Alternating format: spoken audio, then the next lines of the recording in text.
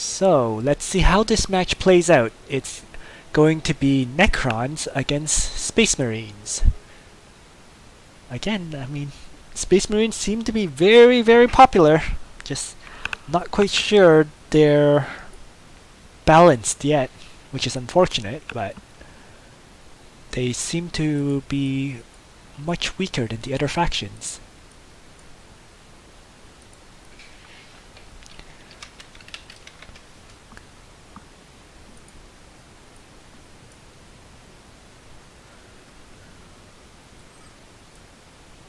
And I'm hoping my opponent is taking his turn. I'm just surprised the first turn with Space Marines is going to take the full 2 minutes.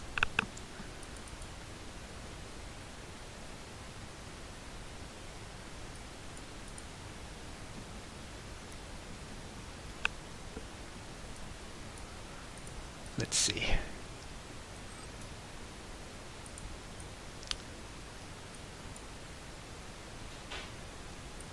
Oh, okay. So he did end his turn, so it means he is moving and playing. Alright, let's move up. Get that kill. And over here we will... And that should be it for this turn, actually.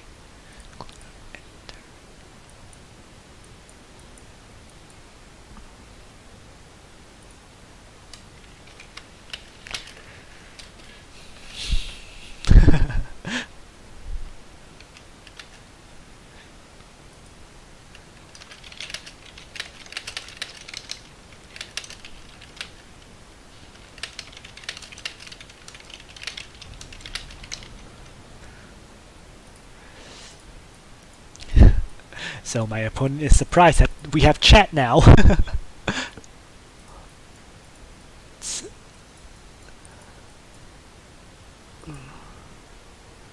Alrighty, so I've acquired this tile, and I said I was going to construct an energy core to start.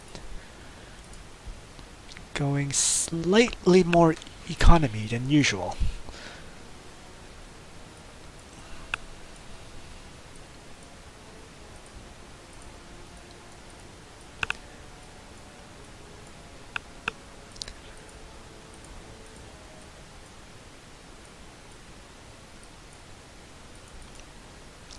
So I'm going to do pretty much a start similar to the way I play orcs. You know, start with an economy building, hero building, and then only after that the summoning core for troops. Ooh, wow, I just saw an enslaver walk by. It's always not a very, very good thing, but...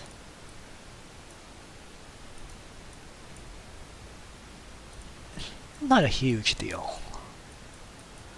Enslavers don't give Necrons that many problems because, well, they can't convert any of the Necron units.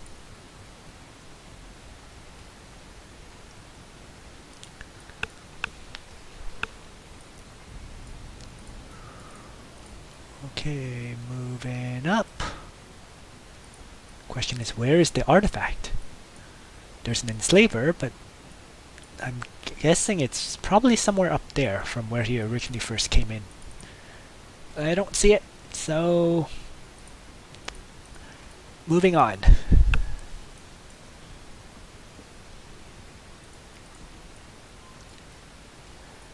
Early game priority is more to get the outpost than it is to get an artifact. Especially when I only have 2 Necron warriors right now.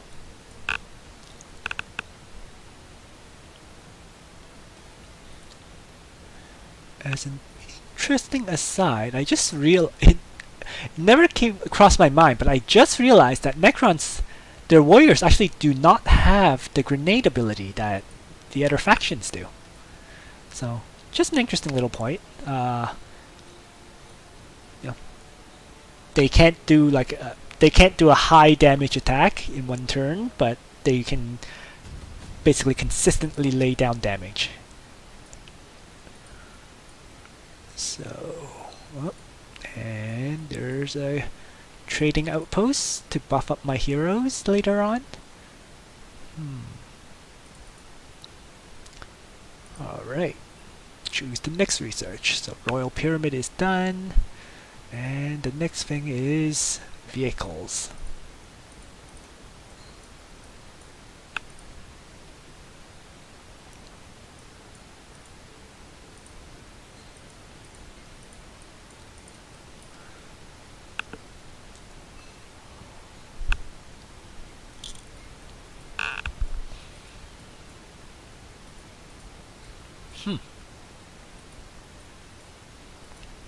Alright, ambles. I'm going to set up a little ambush for them like I usually do. So 2 guys standing here. If he moves in, he'll get Overwatch shot. He'll be shot by Overwatch from both units. And I want to build my hero trainer, which is the Royal Pyramid. Royal Pyramid provides influence and loyalty, which this tile does not provide, but I can't afford to wait 2 turns to acquire another tile. So let's just drop it down.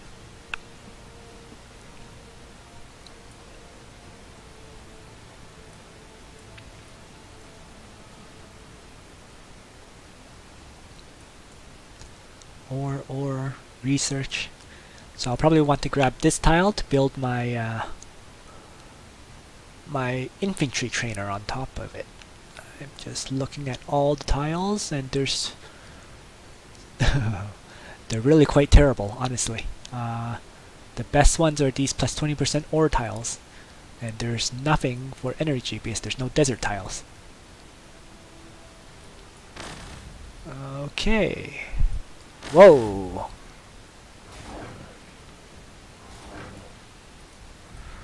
Uh-oh. So a whole bunch of Croot hounds and whatnot showing up. And they're all in the forest as well, so that's kind of annoying. So let's just move back. I only have 2 units, one of which is damaged, so let's disengage there.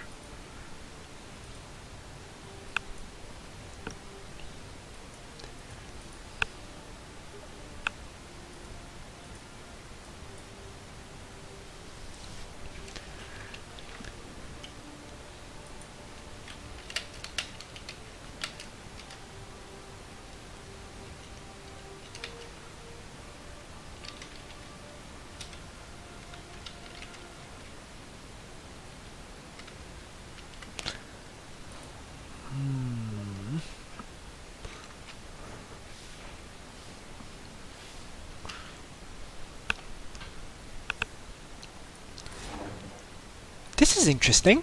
I don't seem to be shooting the Croot hounds. Oh, so Croot hounds now have a new ability. Forest stealth. They can't be a target of Overwatch while they're in the forest tile. Huh. Interesting. Okay, that changes things up for sure. It definitely affects the early game a lot. So I'm just going to move further back then. Get out of that forest area.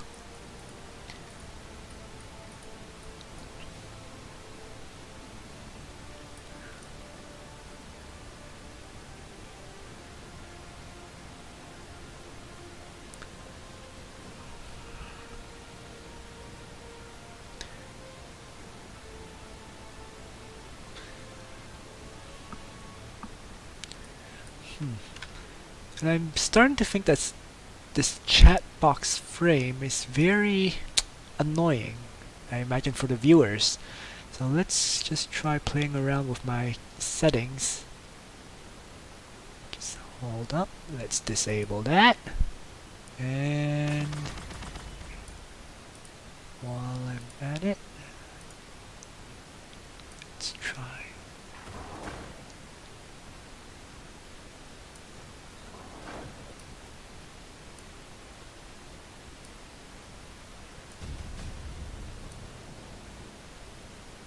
Okay.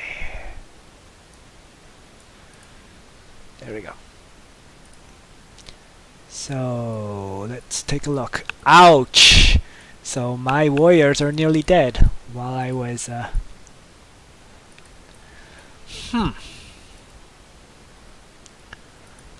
And I'm just going to run one of them away. The other will have to stay and fight. And the question is, which one to shoot? 5 casualties, 5 casualties. So it's supposed to be able to one-shot either one of these crew towns. So let's just finish one off. Alright.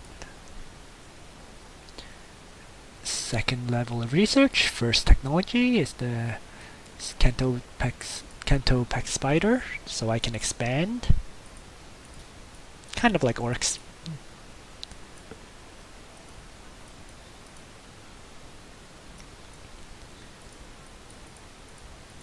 And other than that, Royal Pyramid is nearly done.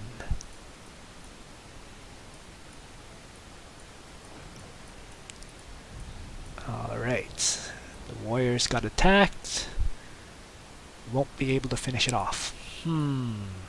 So I'm actually going to bring these guys up to help support.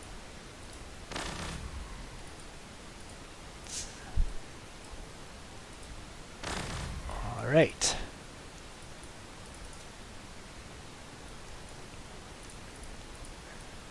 And now there's going to be a bunch of turns where I'm just standing around healing.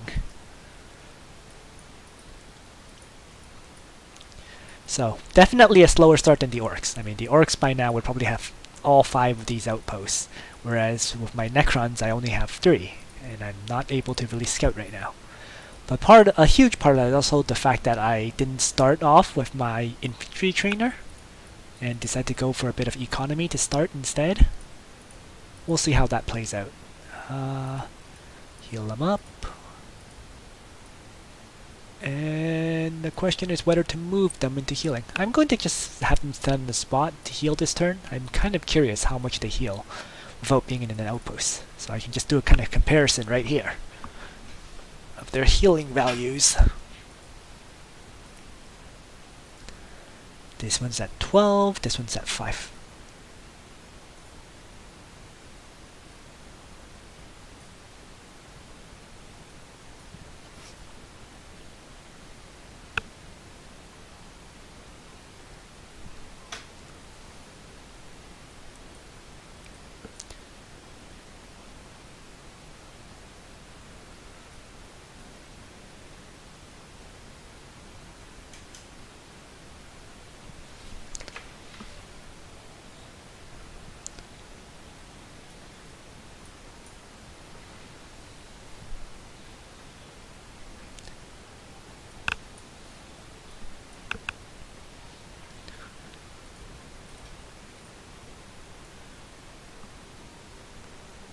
And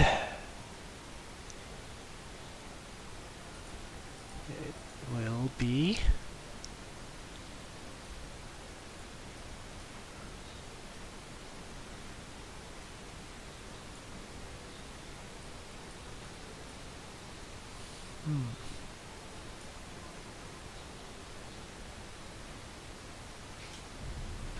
there we go. 3.4, 2.5. So moving into a tile for healing always helps, but it's not a huge bonus for them. 1 extra. 3.4, 2.5, yeah. Alright, produce my lord. Acquire a new tile, as I was saying. One of these research tiles would be good. And they're going to be fully healed next turn. So let's just start moving up. These ones are not. So might as well just move them in.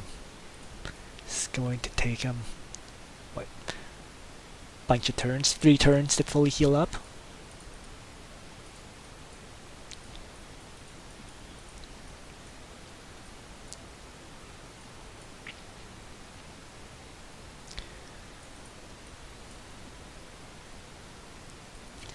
So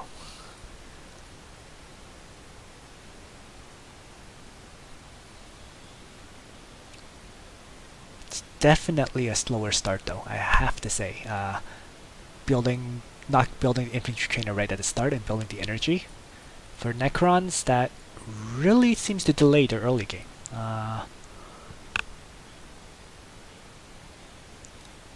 On the flip side of that, of course, is because you get 10 turns worth of income from that building. It's pretty significant. 10 turns of income. So healing. And again, I'm surprised. I didn't get shot by that Imperial Bastion. I'm not sure if that means that, you know, my opponent had walked into its range or what. So I'll just skip the turn because I'm not sure if this Catachan Devil would come in and attack me.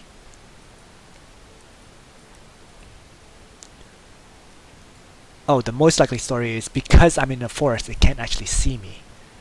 That might be why I'm not getting shot at. No. For example, you can see, you know, this city, right?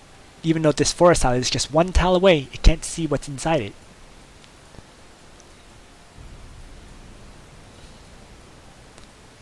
So let's move into that forest, and aha, that's where the artifact is, and there's a Necron tomb right beside it. So summoning core for infantry and for the Cryptek Spider, so that I can expand there as soon as possible.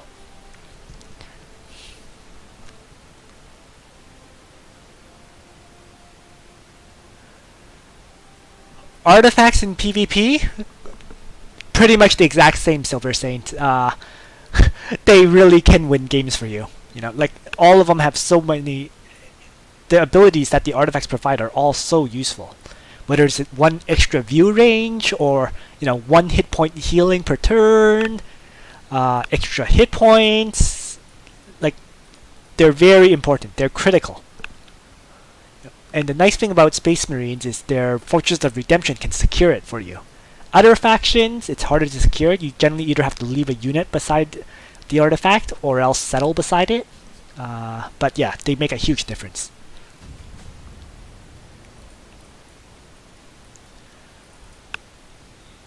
Alrighty, next research, Cryptex.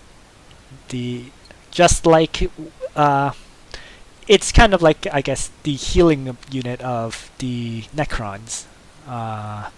They also have the influence healing, of course, the Necrodermis Repair, but that one's just basically pretty much a free healing ability.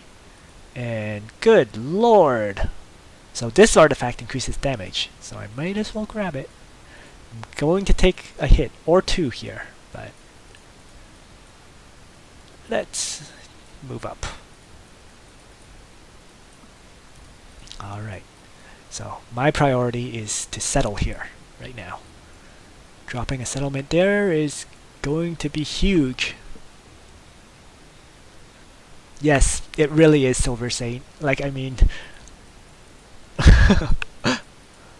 and it just goes to show how desperate the Space Marine faction is for healing in general.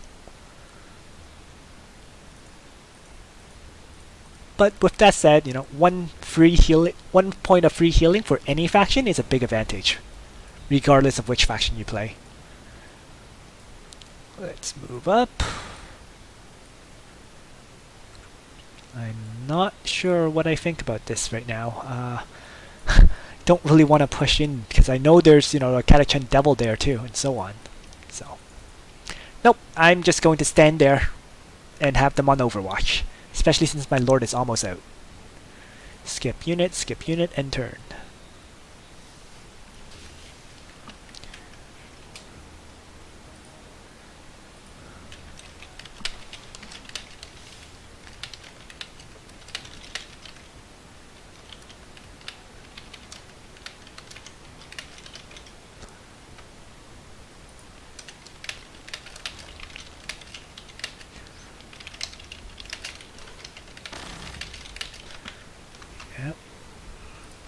Alright, so the enslavers did come in.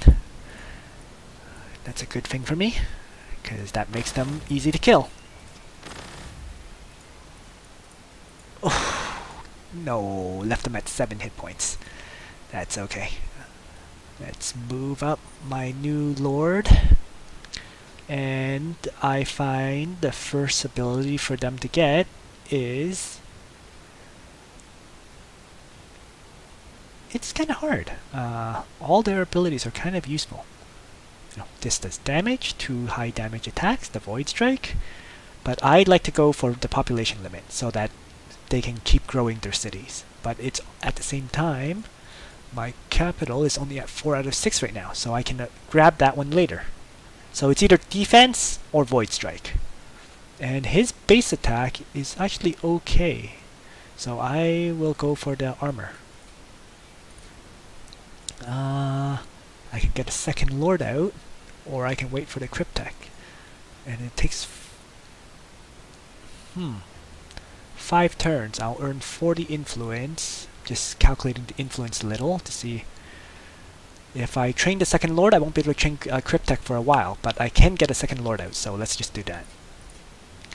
Right. It's better to have 2 lords in play than get that Cryptek out.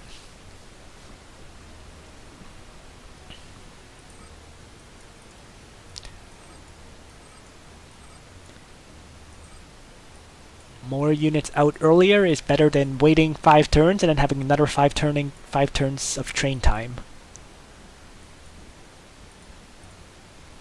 And my ore production is starting to drop very dramatically. I'm starting to lose ore. But ore is only used for upkeep for Necrons, so it's not a huge deal, unlike with some of the other factions. So, kill him. Bring these guys in and attack. And the Lord is moving up. Okay, and that's pretty much it.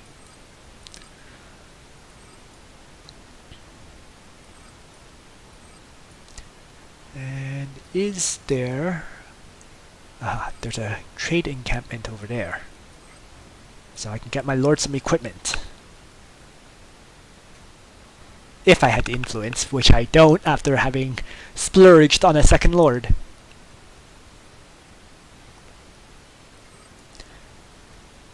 "12 hit points, 8 armor. Still very, very hard to kill, even without equipment. Especially with Necrodermis Repair and the Defensive Protocol skill.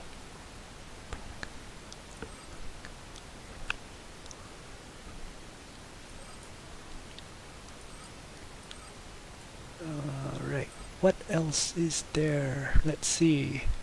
So, second lord, 2 turns until Summoning Core.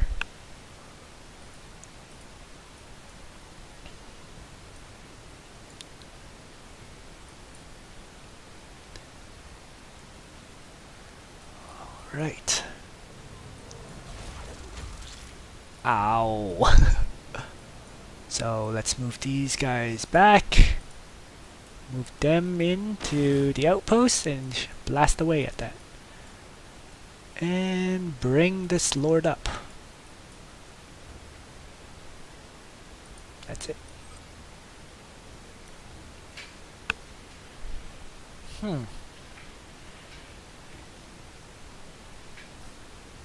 It's interesting because if I had not built the energy building, I would have basically no energy right now. So I definitely would have not have been able to train a second lord. It would be 20 times 6, right? Which is 120. So I would have had 87 if I don't have the lord, and 87 would have been enough to produce 2 Necron warriors because they cost 40 energy each. If I recall properly. Let's see. Necron warrior, and its energy cost is 30. Okay. So I would have been able to train 2 Necron warriors out. Along with... So it would have been 4 Necron warriors and the lord out in play right now. If I had done... If I had started with a Summoning Core. The flip side is I would have had no resources at all. So, pros and cons. Right now I have less military, but I have lots of resources. And what to do with these guys? If I move them in and heal, it's gonna take... They'll heal 3.5 per turn, so 7. That would take 2 turns to heal. If I leave them here and heal for 3 turns, that's 2.5 per turn. That gives 7.5. So it's pretty much the exact same. So I might as well just leave them standing here. And these guys are full health. But do I want to move to attack that Catachan Devil's Nest? And the answer is, why not?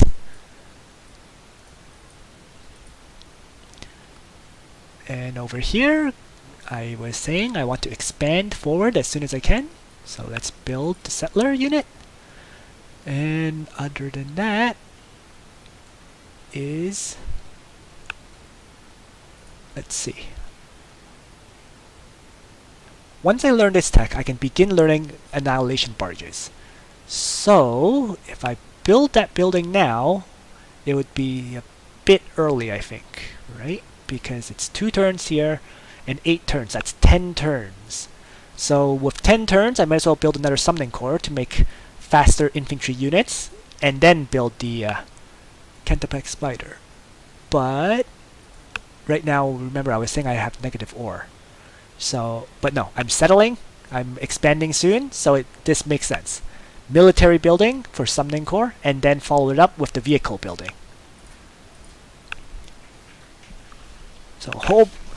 So if I did not find this tomb here, the building I would have built would have absolutely been the 6 ore building, because I would need to start getting my ore upkeep up to positive levels. But in this case, because I found this expansion location, I can drop my expansion, bring it up to positive right away. And then I can choose to drop either an ore building here or an ore building in my capital.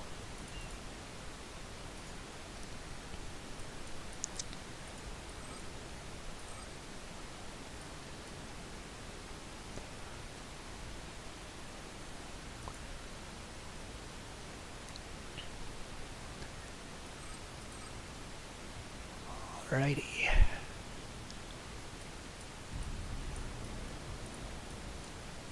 Lord, moving up. These guys heal on the spot. This is continuing to shoot at this. And I just realized I probably should have shifted him a bit forward so he can easily grab that outpost, but it's no big deal. In fact, I could have taken the outpost by walking 3 tiles around this. But the risk of that is if there's any kind of enemy units out here, they would probably attack my my warriors. And right now I don't really have very many units out. So I'm playing a bit more conservative this time, since I only have 2 warriors. It's better to keep them healthy than grab this outpost for 2 influence.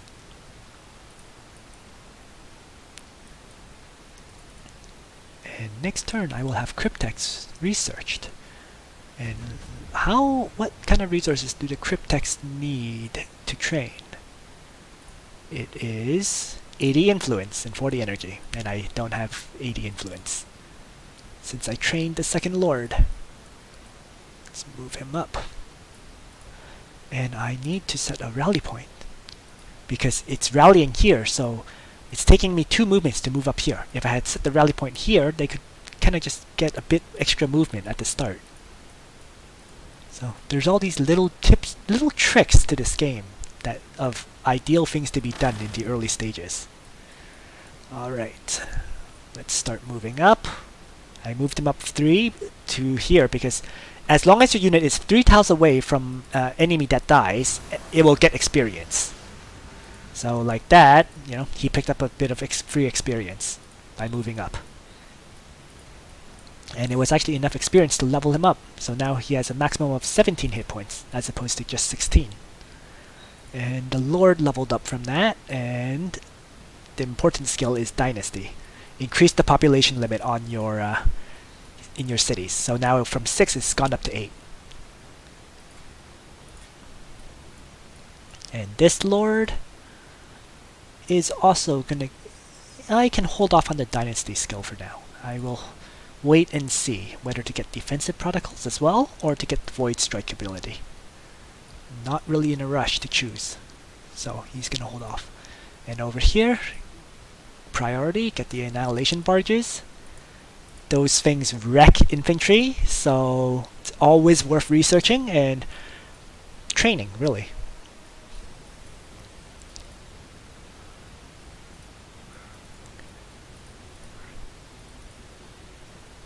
And then a third lord is going to cost 180 influence, so there's no way I'm going for that.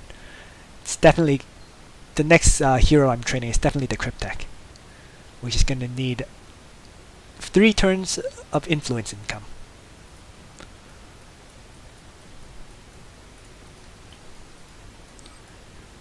Alright. Moving up. And let's see.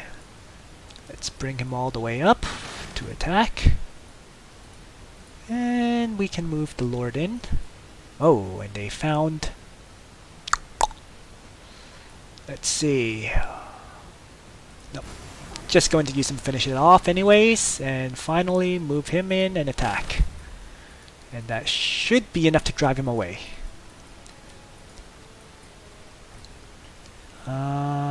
This Lord has already moved. As I was saying, I can hold off on this skill right now, so I'll just end the turn.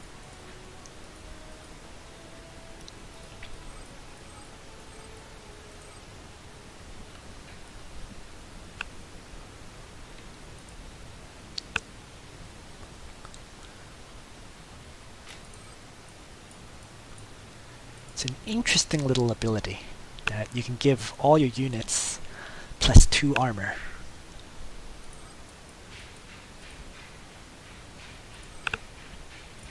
Nope. I believe it doesn't use an action either. Let's see.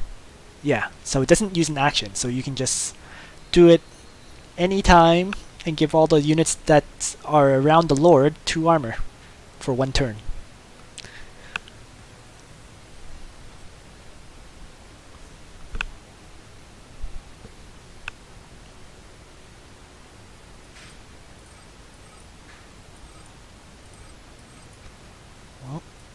Since this is a tiny match, as I was saying, combat should break out fairly soon.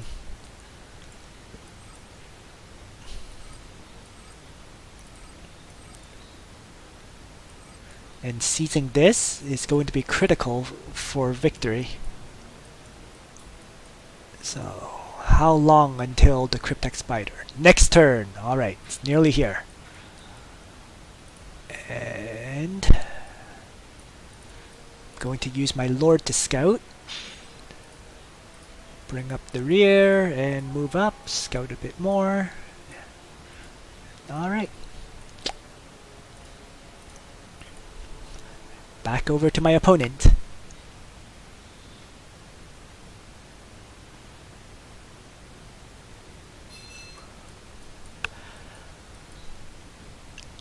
I guess the question, Silver Saint, is how much multiplayer experience do you have? Because the problem with the Tomb Blades is they're very, very, very easy to kill.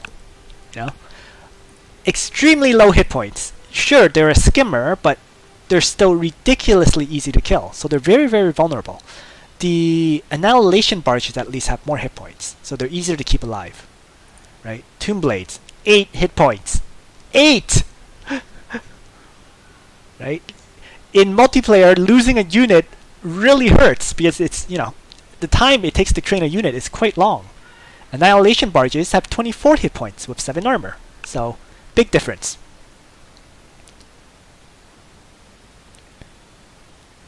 Which is why I tend to not train any Tomb Blades and just go straight for Annihilation barges.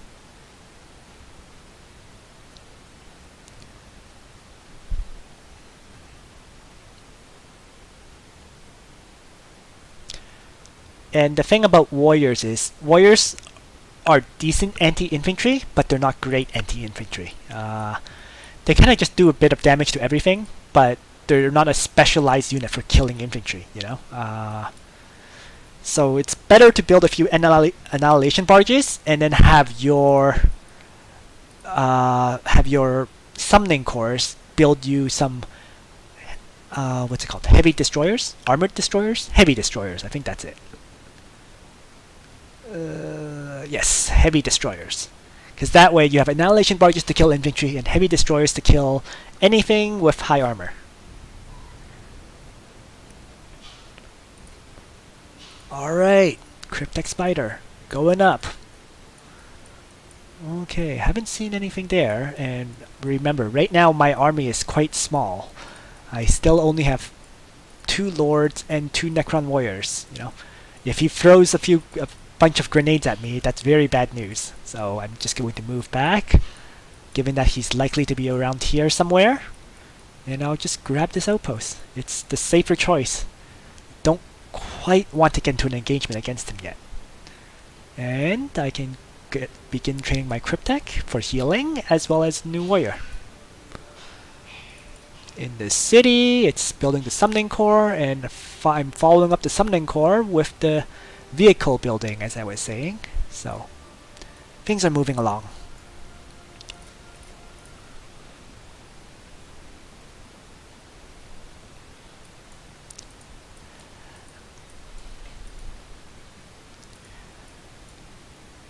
What I personally find for Necrons is they probably have the best balanced, the most balanced early game army of the 4 factions, right? And the other factions, they tend to have... The orcs are ridiculous just because their war bosses can smash everything, but ignoring the orcs, you know, both Space Marines and Imperial Guard are kind of limited in their early game, I find. You know, Space Marines early game, they don't have much. If you go vehicles, you have bikes and tactical squads. If you go infantry, you have infantry, and you aim for devastators early on. Oh, and as a side note, I just see that this outpost has red marks around it, which means my opponent is there. So let's move into the forest.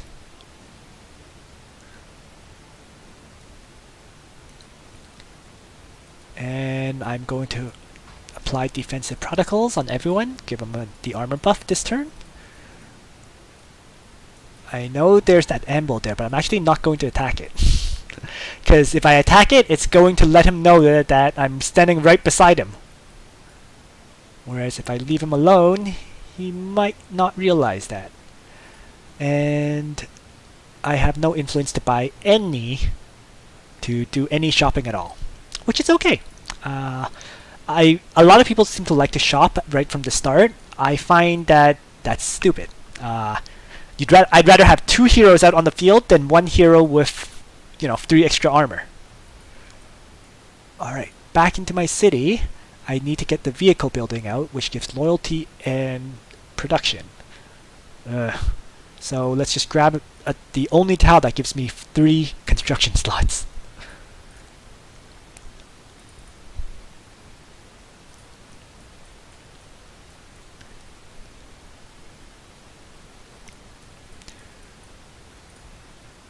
Nope. So he just shot the ambles. And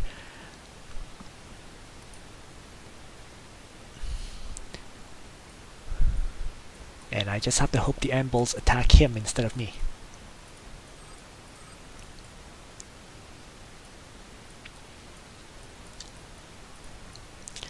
Alright, in 1 turn I will be... So next turn I'm moving up. The turn after I should be able to settle here. And once that is done, I pretty much have seized control of the center of the map.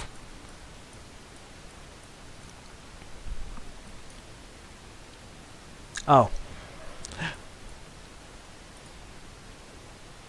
Aha. Ow. Thankfully, lords don't take that much damage. Unlike the Necron warriors. Yep, so move up the Cantopec Spider. I'll let him fight that for now. I will just focus on killing these things. And attack. darn it. Not quite enough damage.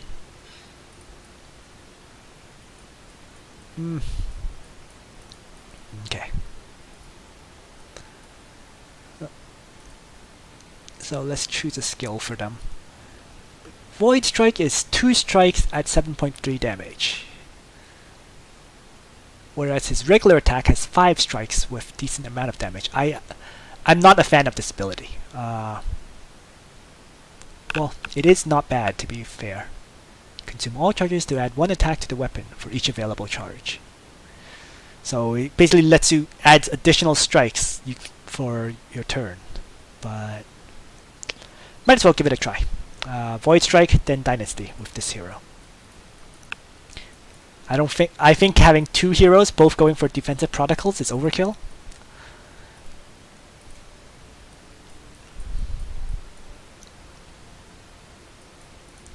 So since I couldn't kill these Crute Hounds, they'll get to run away.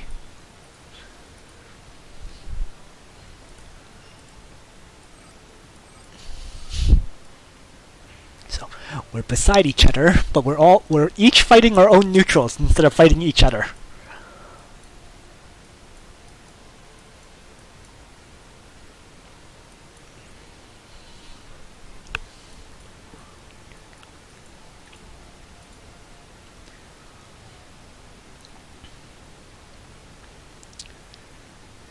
Soon I'll have my Cryptek out, which is going to be very, very valuable. While I'm at it, let's take a look and see the Destroyer Lord and how much he costs. And the first one already costs 120 influence, so I'm not going to have 120 influence for quite some time, I think. And given that it costs 120, you know, I could train a second Cryptek. Destroyer Lords are decent, don't get me wrong, you know, but are they a must-have kind of unit? I've never felt that was the case.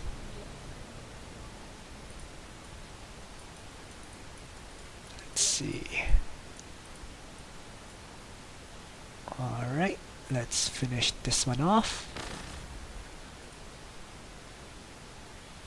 Yep, everyone's within 3 tiles, just making sure of that, so they all get the experience. And he leveled up. So I'm going to give him population limit boost as well.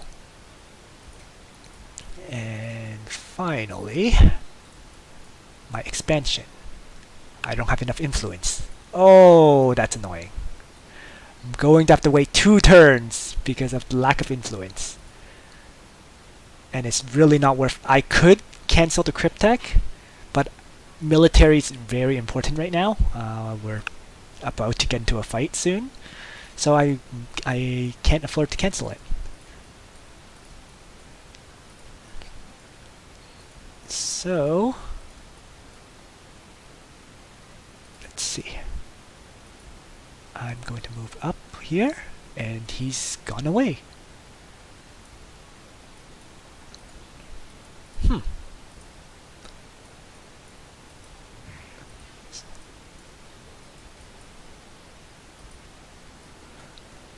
Alright, in terms of construction, it's the vehicle building.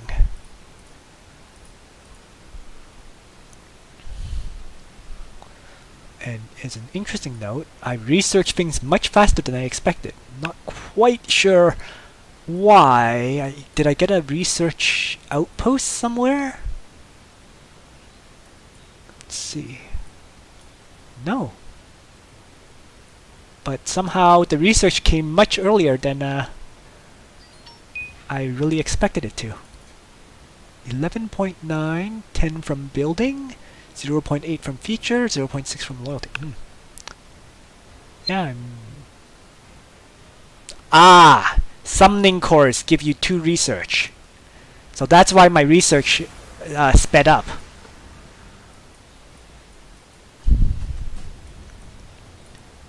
Alright, Annihilation barges have been researched. I can't train any for another 5 turns, but at least it's been researched. And I'm not going to have any influence, as I was saying, to train Destroyer Lords. So it's not particularly worth researching. So the choices now is increased energy income or loyalty or better healing of my units that survive. I personally favor more energy. Energy is the limiting factor of how many Necrons you can train, so let's go for that. But the others have their uses too. Don't get me wrong. I mean, you can't go wrong with any of those technologies that I just mentioned. And start bringing up my units.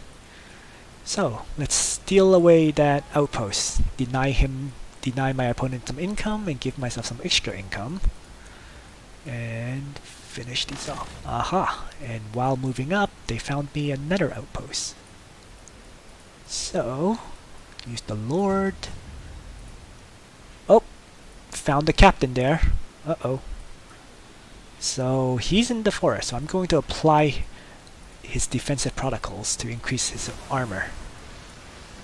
Just reduce some of the damage that he'll take if the captain attacks. Leave Overwatch available. I defensive protocol, so I might as well attack him. 0.7 damage. And that's pretty normal. Alright. So I'm on the tomb. Next turn, I'll be able to take that tile.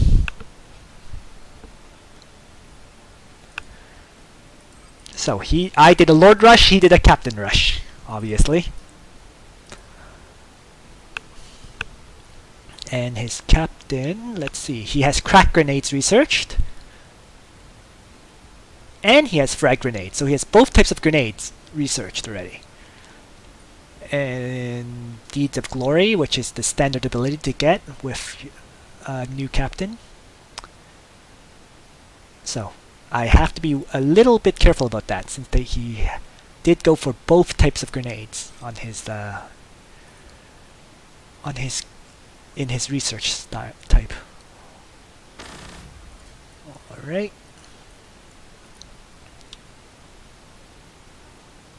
One damage. It's gonna be a bit of a challenge to kill him since he bought him the 4 hit point item.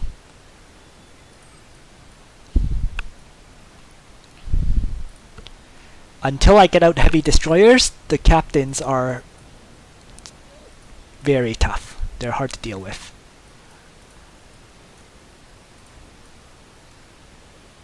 I went for Void Strike on this guy, yes, and I have 2 charges, so let's give that a try.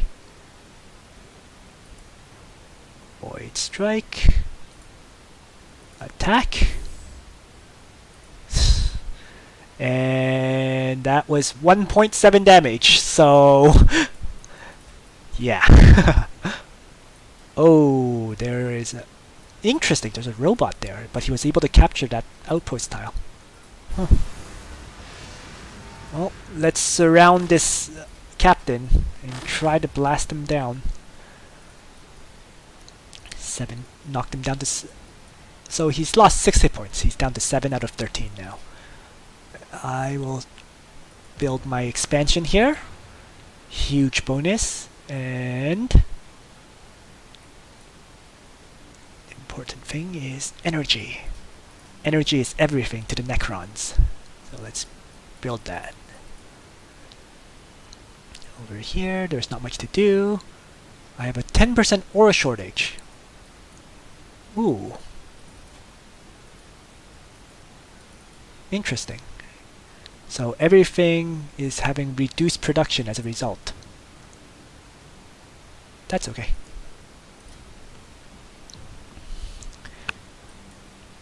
So I can build energy here, and I'll build ore in my capital. Could have queued it up earlier, but either way. No. Sorry, I am building a vehicle trainer here in my capital, so I guess ore should be done here first.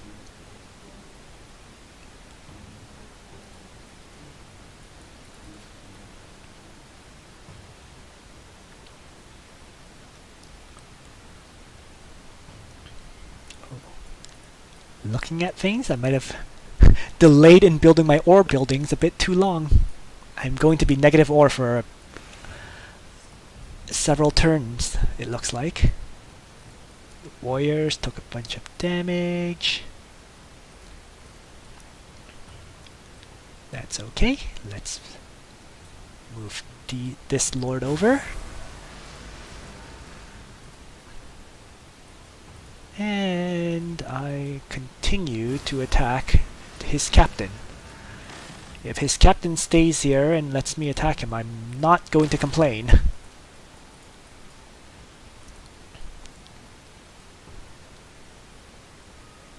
I'm kind of surprised he's not trying to pull him out. To be fair, he doesn't have very many options of retreating. He can only move one tile because I'm purposely surrounding his captain. And the Cryptek is out. Clutch unit. First ability is always Resurrection Orb. You know, it's nowhere near as good as the Orc one because it has a 3-turn cooldown versus the Orc 1-turn cooldown, but it is better than nothing. And in many ways, you know, training your Cryptek, it costs 80 influence, right? Using the Necrodermis Repair uses 75 influence. So long-term wise, this ability will save you a lot of influence by training one out.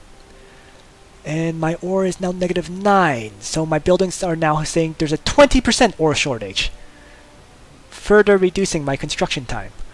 So I'm actually going to cancel my ground vehicle producer and get that ore building out first. Yes. Just need to get some ore production going. I'm honestly a tad bit surprised at how high it's gotten already, because I was expecting this 11 income, the 11 ore income from this royal court to have brought me to the positive levels. But that was a slight miscalculation.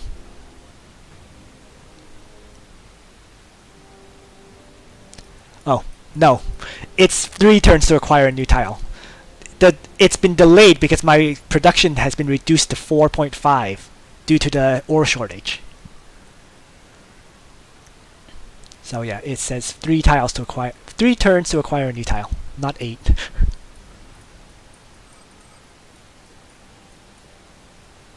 Okay, he continues to chop up my warriors.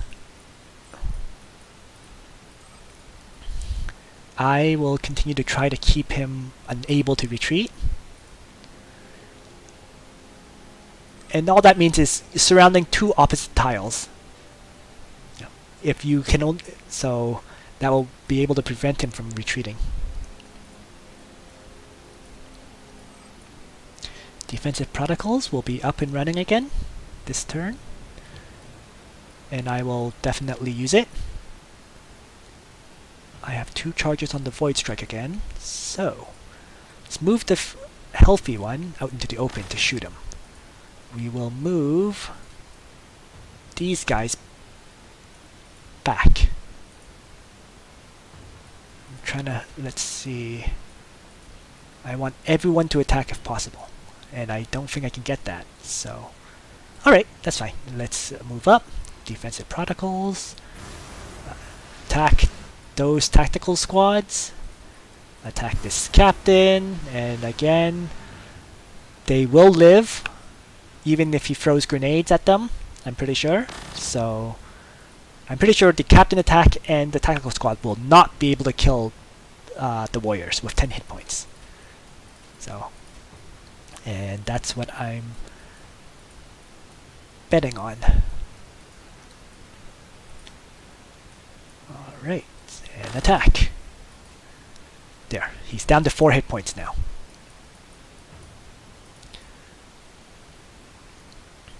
Over here, I can't train any leaders. I have no influence. Over here, I'm still grabbing a new tile. So, the turn's back over to my opponent, whose captain should fall. Oh, and that looks like his city. I'm pretty sure it is. Those turrets usually, yeah. So his city is over here. He must, yeah. I'm surprised it's that far forward. It's a bit of a surprise to me.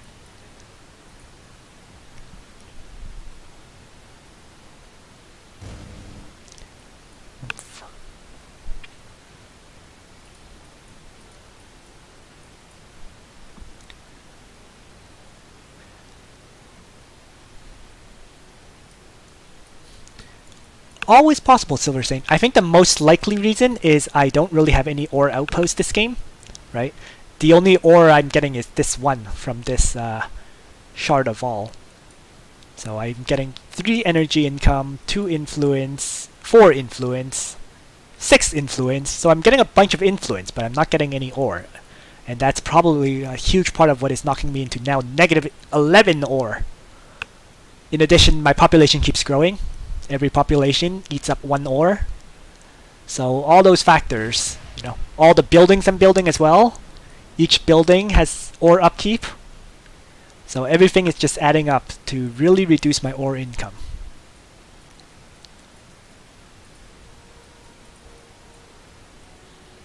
Okay. Move up. Moving up. I can pull them back and heal them. But then and that's probably the best option I have. I'm gonna move up. Shoot them. Nearly dead, which is good. Move my lord into the forest, and actually I can choose to finish them off or attack his captain. Tough choice. I'm going to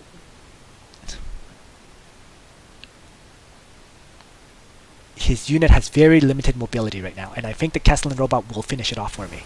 So I'm going to play on that assumption. Move these guys back so the Crypta can heal them.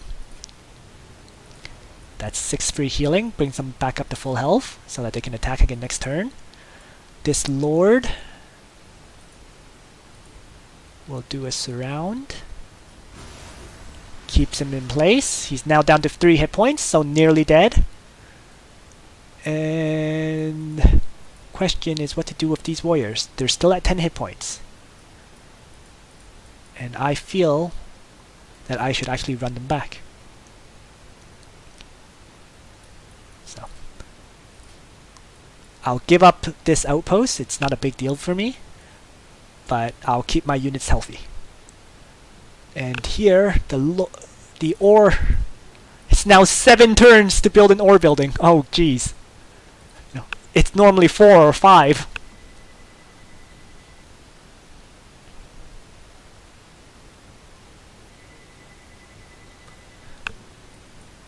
I believe if they have 1 hit point, let's say they have 1 hit point and you grab the tile away from them, they keep their 1 hit point. You know, like, it's just their max, their max hit points gets higher. But if they have, let's say, 8 hit points, they don't lose any hit points. He's dropping a fortress in the war zone.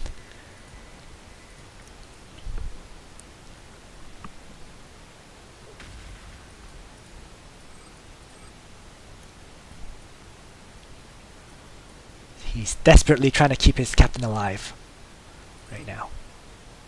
And I'm frantically trying to finish it off. I'm pretty sure this turn will go in my favor. I think the Castellan robots will kill that unit, and I can have pretty much everything attack his captain. I'm going to shift this lord again to continue to keep him locked down. So let's see how this goes. He's bringing a whole bunch more tactical squads forward, but tactical squads aren't that great, to be perfectly honest. Oh, darn. So no, he didn't kill this unit for me. So I'm going to have to make sure of the kill. That's slightly annoying. Alright, Lord up. Lord forward. He's locked down again. My warrior's up. I want to get the kill, and so I'm gonna go for that instead. These warriors will move up, and I'm gonna have to decide what to attack with them shortly. Let's see. 1 more damage. He's down to 4 hit points. So let's focus on him. Use his skill, attack. 1.7.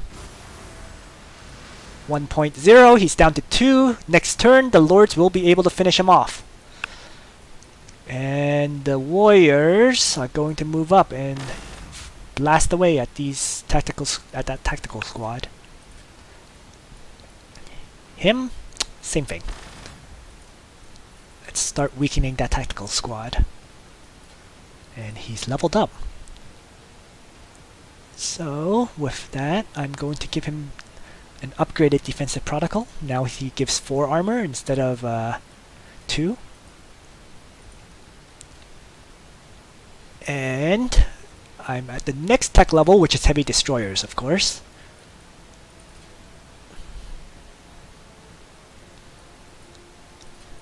So I think a huge part of why I'm so negative on ore is when I built that second summoning core. Yes, it really increased my training time, but it also increased all my upkeep. If I had built a ore production building at that time, it would have kept me positive. Of course, I would then have a lot fewer military units out. So I don't really regret making that choice because this is a tiny map. I'm willing to get a bit of negative income and negative production to increase my military strength. It would have been a terrible option on a medium map, but it's a good option in this small map. Alright, Captain, 3 hit points. Pretty sure I can kill him this turn. It's going to be close.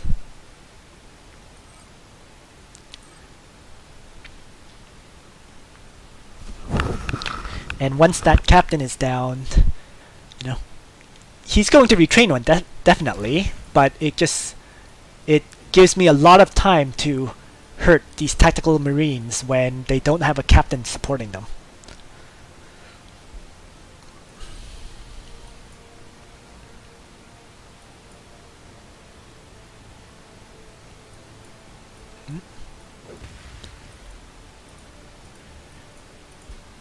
Yeah. Grenades, which did reduce damage to my warriors because they were in forests. So it actually didn't really hurt much. It had 11 hit points before, so it only did 3 damage.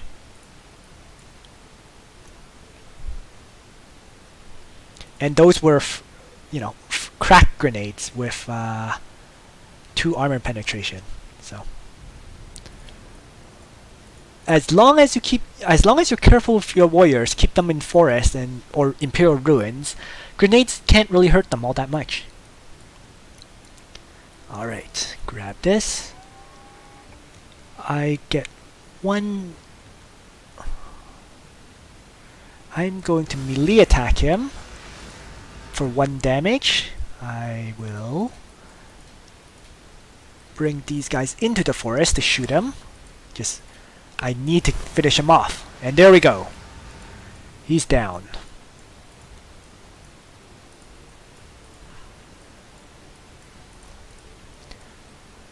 And now I can focus down his fortress. I doubt he's going to stay in this fight with the captain dead. So I'm going to act accordingly.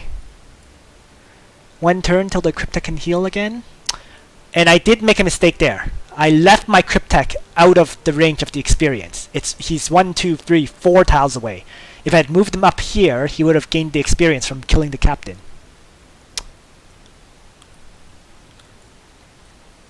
Yep, that is indeed my plan, Silver Saint. Kill this and then grab the outposts and as well as the artifact. So just slowly drive him back towards his capital and take control of the area. Now, the question is, do I need Dynasty? And I don't think I do. I now have 10 population in my cities, and I'm nowhere close to using it.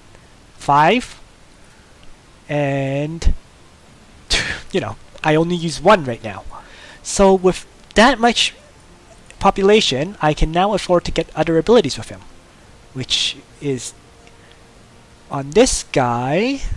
Let's see. This guy is my Void Strike attacker. So let's get the Void Strike ability again. Yep. So now it has 3 attacks as opposed to 2. And turn is done.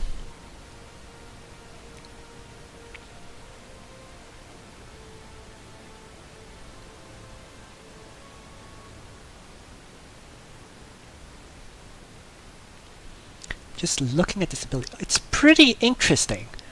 So you earn a charge per turn, and every additional charge you have adds an attack. So, but the basic attack seems to have 2 attacks, and with 4 more charges you can get 6 attacks with the Void Strike. So it seems like it's an ability that, you know, it sucks at level 1, and it's pretty deadly at level 3. Which means if you're going for Void Strike, you have to get that ability to level 3. You're putting all... It's an all or nothing kind of ability. Again, units in Forest taking absolutely no damage from his tactical squads. I'm really surprised he didn't go for Assault Squads, because Assault Squads are really the bread and butter unit for Space Marines to beat Necrons. Without... kind of curious what what that robot is fighting. He's been shooting in that direction for quite a few turns now. Healing ability is ready. So, let's use it. Move up. Resurrection Orb on these warriors, and they're healthy and ready to go again. So the Lord, I can move him off the forest tile and attack.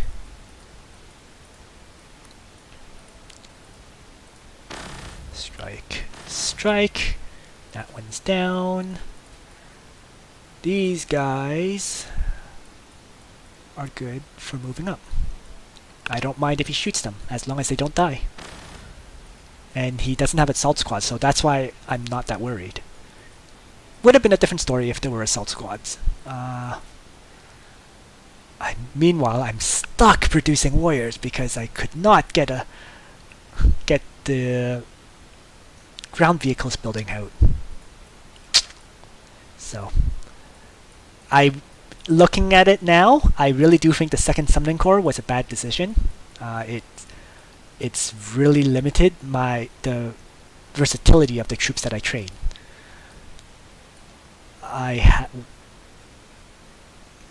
Let's see. He has an ability that can grant 20% damage reduction, reduce the melee damage, which would have been great if he had Assault Squads or something similar, so...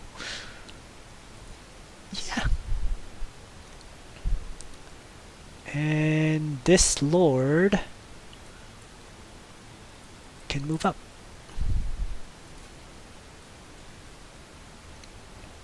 Do I keep producing warriors? Of course I keep producing warriors. What else would I do?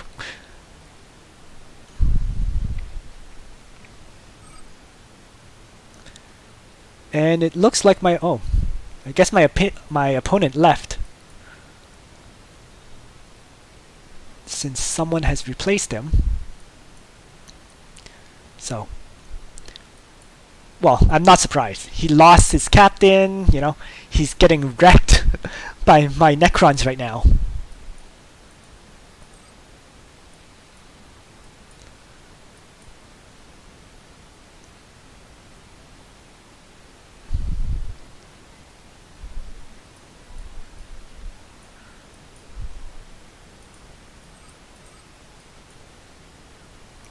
Yeah. So he's just running away. Can't blame him.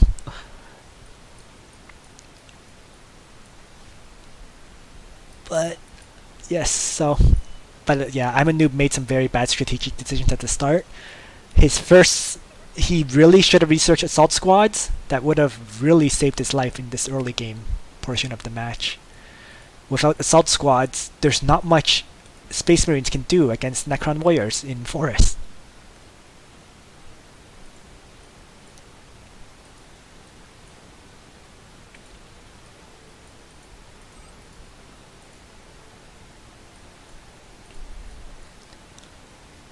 Well, since he did a retreat, I can now start grabbing all this stuff here. So let's take that. I'll take some damage, but that's okay. I believe all of these are melee attacks. Nope, that's a range attack, so he can actually do some damage to those flyers. Ooh. Interesting. Let's move up. Finish that off. And Cryptek needs 2 turns, so I'll just grab that. He will hide in the forest. He will move up and attack that squad. These guys will move up. So just generally moving up with everybody. Warriors shifting up. These warriors, might as well shoot that robot. And attack.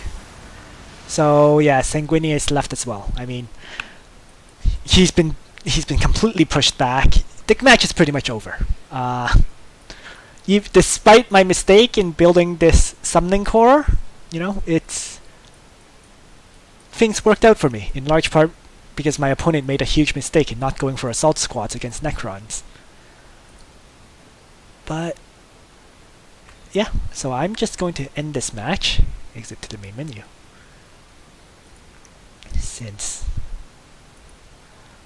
Well, let's try... Should I do a 2v2?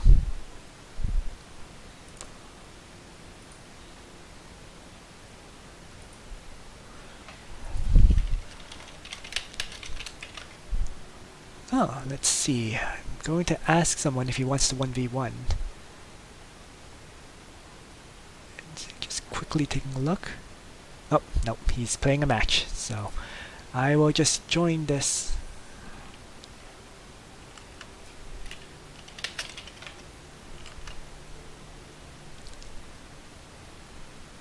Nope, and I could not join. It's really odd how I can join some matches and can't join other ones. For example,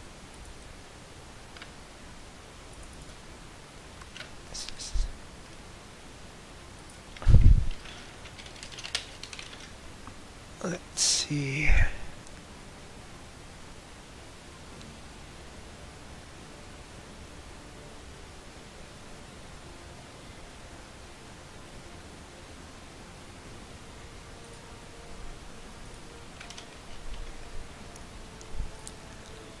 Well, let's just refresh then. Doesn't seem like there's anything to join, so I will host a new match again. And let's see, I refuse to play Imperial Guard now. I just don't like the fact that you camp. You pretty much camp and defend your bases for the first, I'd say, 30-40 turns. 40 is probably more accurate, until you can start training Lemon Rest battle tanks. So the faction playstyle I dislike it. Which means I'll either be playing Necrons or Space Marines, because I've played Orcs earlier today, and that was just a curb stomping. Well, let's try Necrons again. I'm going to try different kind of start strategies for them.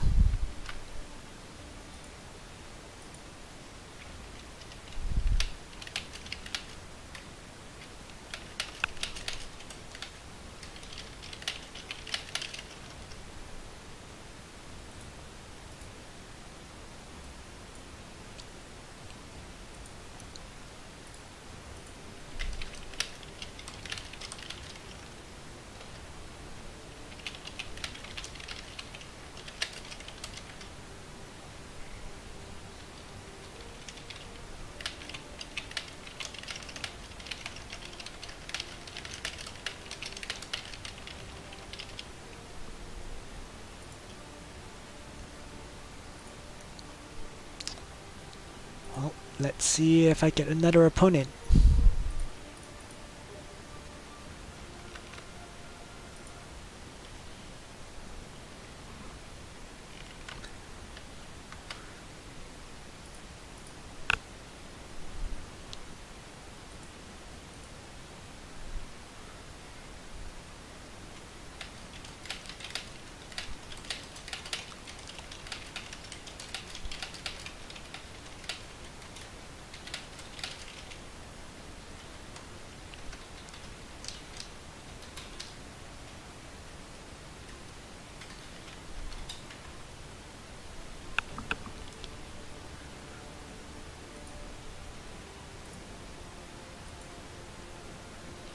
And it doesn't seem like anybody's joining.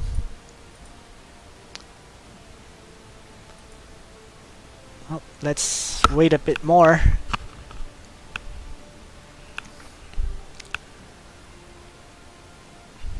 Come on.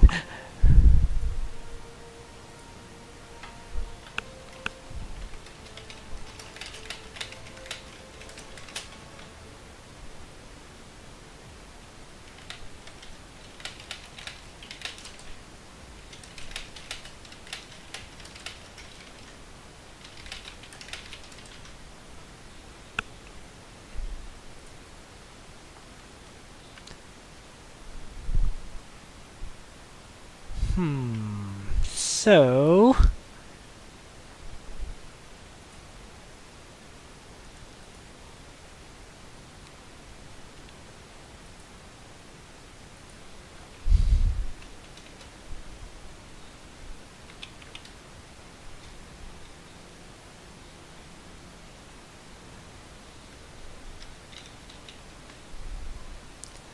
Well...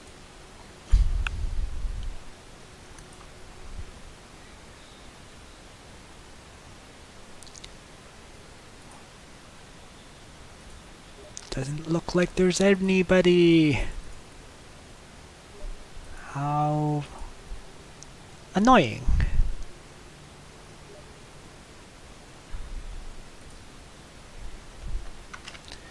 Let's see, I'm just messaging a bunch of people on Steam right now to see if any of them want to play. And...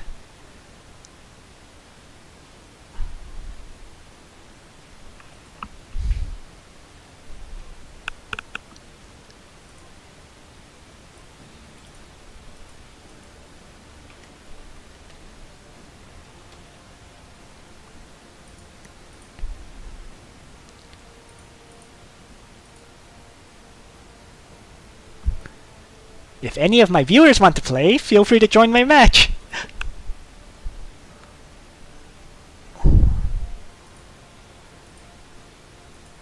Because there's definitely nothing worse than just sitting here waiting for a match.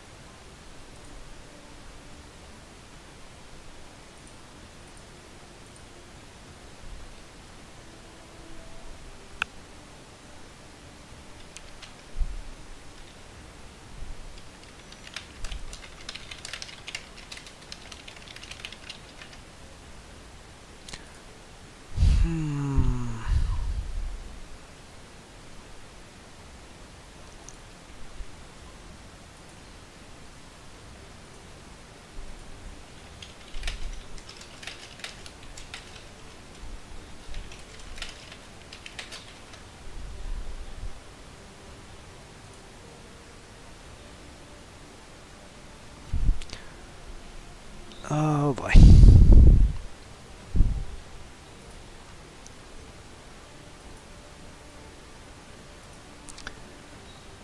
Come on, someone join, please! Anybody!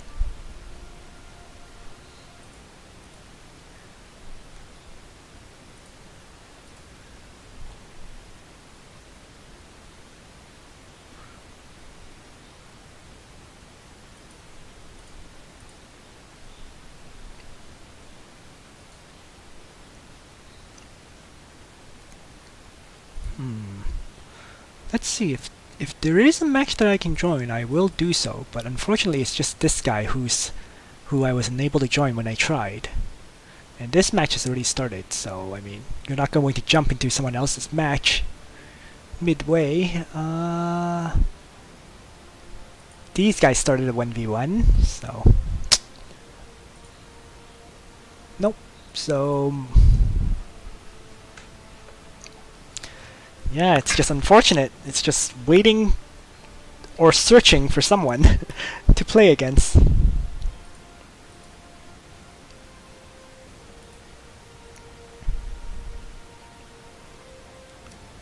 Let's see, if I can't find someone for a few more minutes, I will test a few things out with Necrons against a few AIs.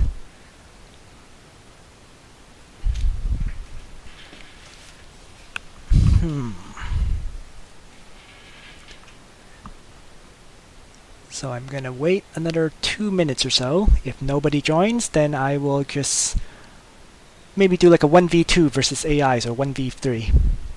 Something like that.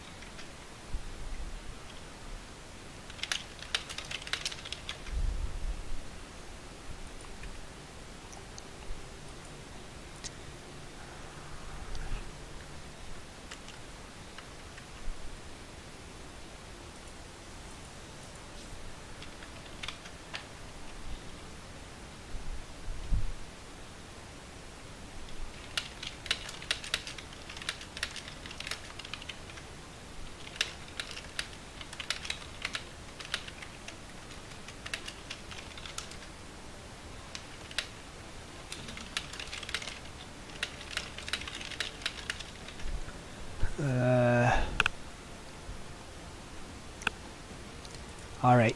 Unfortunately, neither the Discord or any of my Steam friends that have this game are able to play right now, so... Alright. Let's...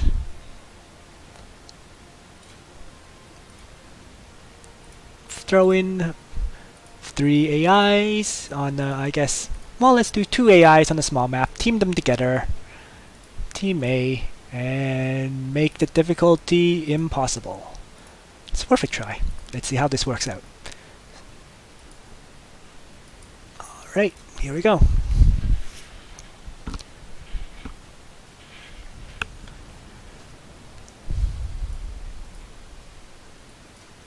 And I started in a desert, which is good because that means plus energy. Lots of plus energy tiles for me. So that's a big benefit to Necrons. Everyone else doesn't really need energy, but Necrons do. So it's... And let's just grab one of these tiles, I guess? Let's see. I'm actually able to construct a building on my... right on top of my tomb as well. So... I'm going to start with an energy building for the plus 20% energy. And grab tiles, and I'm pretty much going to do what I did last game with minor modifications. Not building the second infantry barracks. That would have helped a lot last game, and we'll see.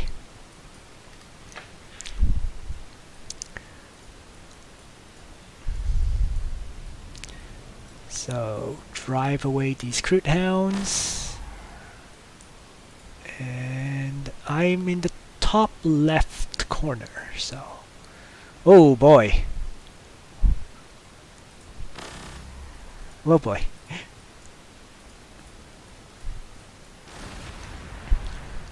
Whole bunch of Crude Hounds everywhere. Fortunately, they're all in the open. Alright, move up, attack.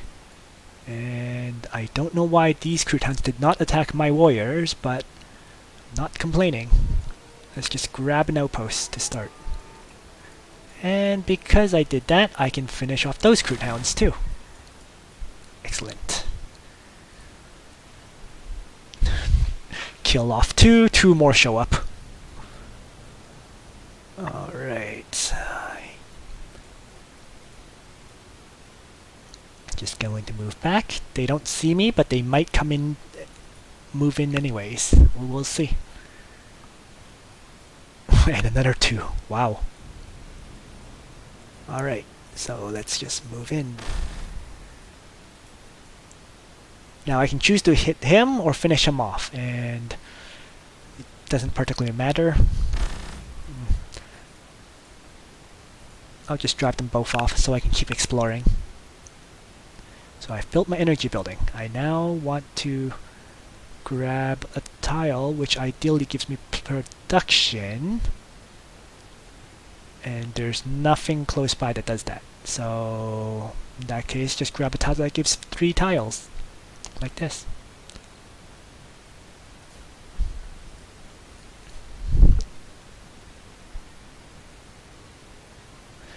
Running Man, this game is a lot more focused on war. In fact, the economy is built purely for war. You know, your city construction is about building up your income or building military production locations. So unlike Civ, which has wonders and city improvement and all that stuff, this is just a war-focused game. And in a lot of ways, this makes it better for multiplayer because you're training units constantly and everything is all about fighting your opponent. For single player, they have a system very similar to Endless Legends. They have each faction has their own faction quest. So in single player, you would turn on the quests and your main goal is to go through that.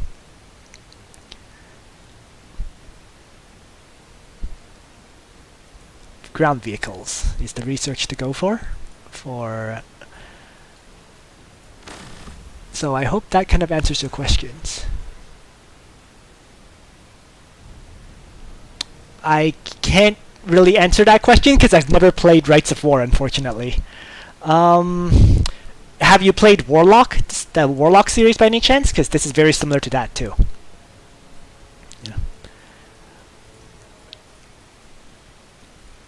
The nice thing about this game is the factions are all very different, and the way to play them, each has their own playstyle for sure.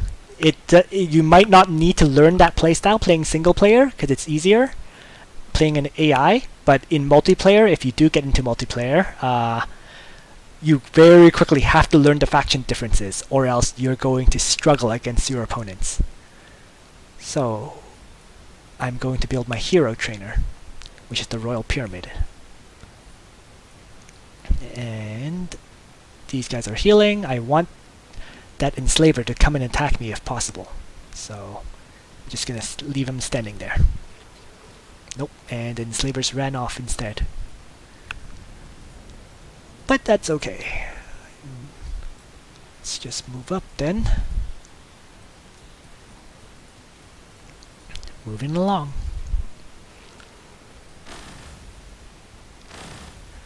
Alright, and he came back, so he got shot by 2 Overwatch attacks, which reduced him to 18 hit points, and that should be enough for me to kill him off at this point, especially since he's in the open. Nope, left him at 5 hit points, so warriors do some decent damage, but not an insane amount of it. Recruit hounds, I want to just drive them away. Don't want to take damage, so I'm just going to shoot each one once. Learn the Kanto Tech Spider. And end my turn.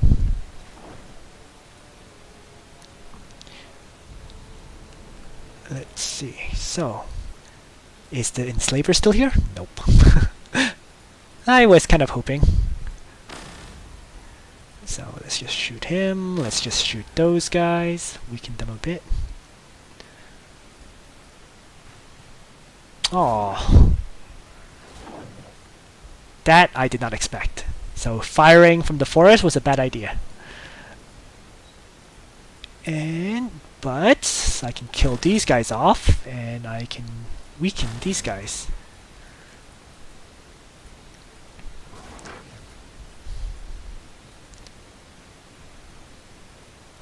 Alrighty. And I see an outpost here. So well, first things first is just get rid of them. And then I can move these guys into the outposts to heal up a bit faster. Other than that, start training my lord. And the next production building is my infantry barracks, the summoning corps. Alright. So, need to start gearing up to produce more military units other than just heroes. These warriors, let's scout the outposts, which is influence. Much needed. Cleared and turn. So I'm playing 2 impossible AIs, so that really just means at the beginning I'm going to have to play defensive. I can't go on the aggressive against 2 AIs, especially since it's impossible difficulty, which gives them a huge resource advantage. Alright, nothing to do in my city. Next turn. And the Croot Hounds are back in the north, and they stole my outposts. Those darn things. But that's okay, because my lord is nearly out. And when he's out, I'll start killing those things to give him some experience. Cryptek for healing, and my turn.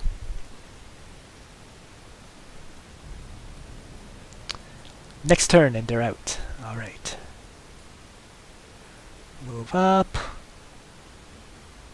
Draw him in. If he walks into the Overwatch, he's going to die. And my turn. Like so. So 2 Overwatch attacks and it's instantly dead. And the Lord is out. Alright. Lord, the first ability will be Defensive Protocols? Dynasty? Let's start with the or Void Strike.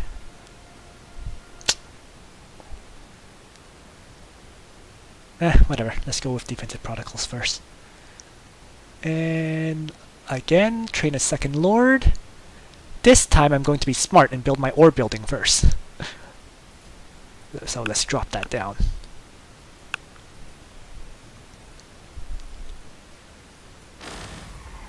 One shot, 2 shot, and it's down. And he was within 3 tiles, so he got the experience. And start exploring in this direction, because the enslavers came from here, which generally means there's an artifact somewhere. And let's build a...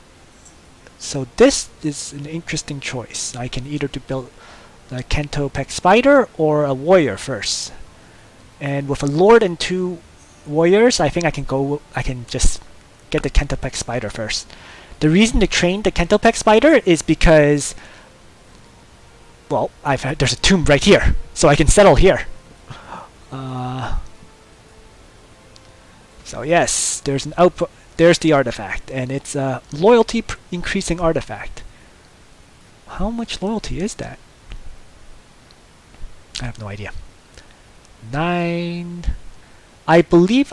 Let's see, 6, 7, 8, 9. So it has not updated yet. It'll update, I guess, next turn. So I need to recapture that. So let's start moving these units down. Jeez. I kill off one Croot Hound here and another one shows up. It's just... they never stop coming. Okay, so they walked away. Right. Into the ruin, just 1 tile away. And let's just scout out a bit more. It's very heavy forest terrain, so you can't move very far in it. And here is another enslaver, which means another artifact down there. Cryptek researched. So let's start the Annihilation barges. Alright, and I will grab that and attack, and can't surround him, so I'm going to first Defensive Protocols, increase both of their armors, and attack. And let's start bringing him down. Oh no! One of these Castellan robots inside a forest. Practically unkillable. Wow. So it walked there, which is very annoying because now it's basically cut off my warriors from moving towards my units. So I'm just gonna step here. Just one step forward. And these guys are going to shoot at those crew towns. I'm going to bring my lord down to attack these enslavers. 7.3. He still has 9, so still need 2 attacks to kill these enslavers. Second lord is out, so he's gonna follow. And the cryptech. And I'm already negative ore. There's already an ore shortage. Even after I built that ore building, I still have an ore shortage. Ouch. It's fine. My expansion is coming out soon, so I'll deal with that. I'll take that for now. In the meantime, I can acquire tiles for 2 turns still. Quickly, let's just acquire that. Get some extra research. Oh wow! 3 Castellan robots! Oh my gosh. Is my unit... So my unit's dead. Wow! That's just rough. Okay. It's not often that happens, but sometimes it does. So, going to have to be careful here. And there's so many enslavers, I'm just surprised. It means there's a lot of artifacts all around me. And Cryptech Spider, he's going to head towards the Necron tomb to expand. It's going to be right beside all those robots, but hey. Alright, let's train a fresh warrior up.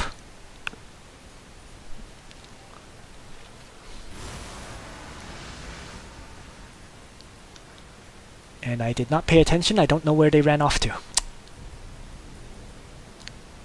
Let's move down and see. Okay. We'll grab that. Well. Okay. Imperial Bastion.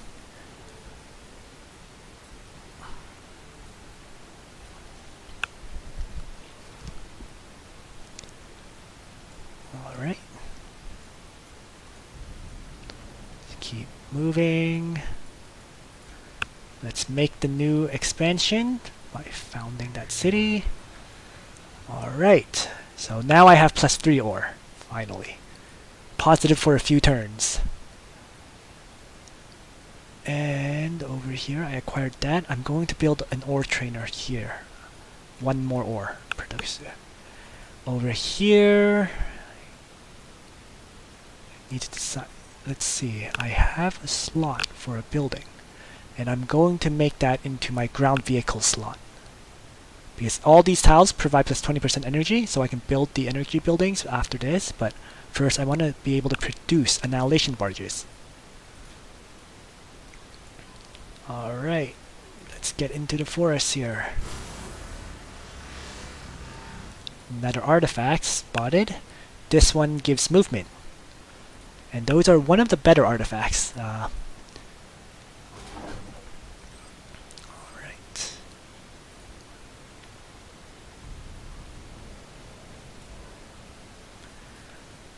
Okay, so let's kill that off. Wow. Unexpectedly managed to survive 2 Lord attacks. Wow. Well, it is. Sometimes RNG does that, I guess.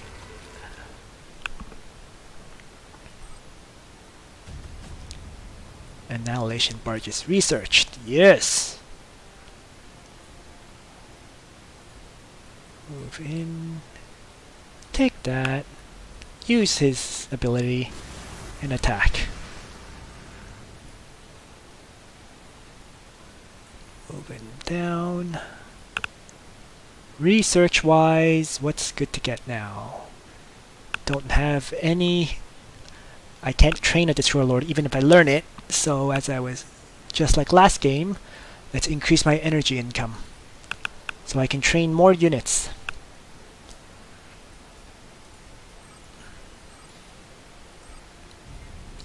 Alright, and I'm going to use defensive protocols and rush in. And by charging in, he'll absorb the Overwatch attack. These guys are going to move into the forest and hopefully kill them. Oh, so let's see. Nope, so it was a good thing I moved him into this forest here, so I could finish it off. Alright, and another robot. Darn. With him, I'm going to start off with the 2 extra population limit. Because this city is nearing the cap. It's already used 5 population, so I do need the extra population now. And I was saying that I'm going to build an ore building here, which I will do right now. Oh. And then these neutrals took my artifact away from me. But it's okay. I'm going to focus on taking down this sentry turret first, this Imperial Bastion first, and then I'll grab that after. Cryptech up. It's moving down then. And it's time to set a waypoint for my units. They're not really spawning in the right locations. They've been coming up here as opposed to further down. Alright, heal ability. So let's set a rally point right here. And with my city, now I'm going to train another warrior. And sleep this because I don't have any influence to train leaders right now. And that should be it. Okay. Ouch! My poor warriors are just got hammered by this bastion. So I'm going to move them back a step to attack. Oh, oh no! Left it at 1 hit point. So that was a slight miscalculation on my part. I was pretty sure that they could have finished it off. Alright, next is to finish off this. And that's what the Necron warriors will do.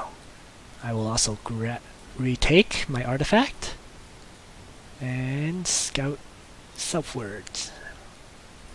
These guys leveled up, and I can afford to wait a turn before I get the Dynasty. So let's start with the Void Strike, use defensive protocols on himself, and attack.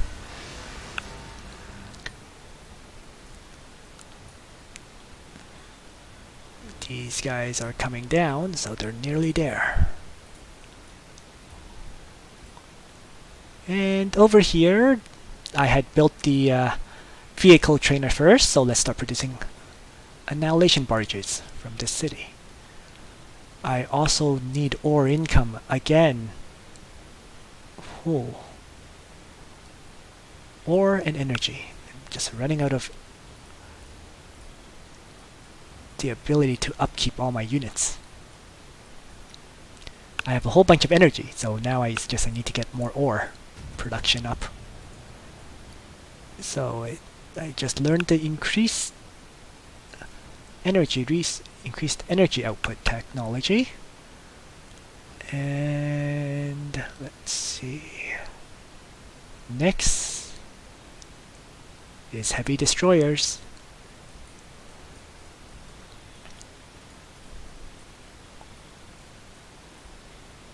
So attack,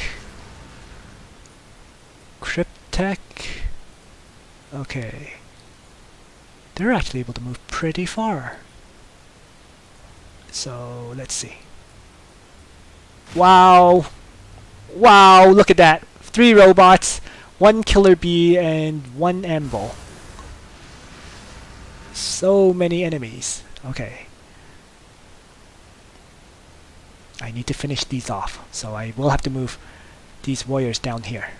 And I will have to move this cryptek down to heal these warriors, which will let me attack and finish it off. And bring these warriors in as reinforcements. So even though I lost the warrior at the start, I'm still managing to clear the map at a pretty decent rate. Unfortunately, I can't really deal with these Catalan robots, but everything else is getting wiped out slowly but surely.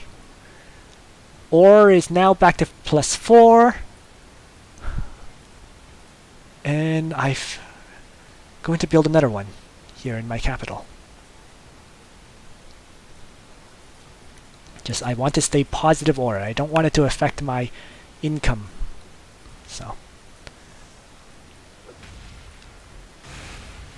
Ouch.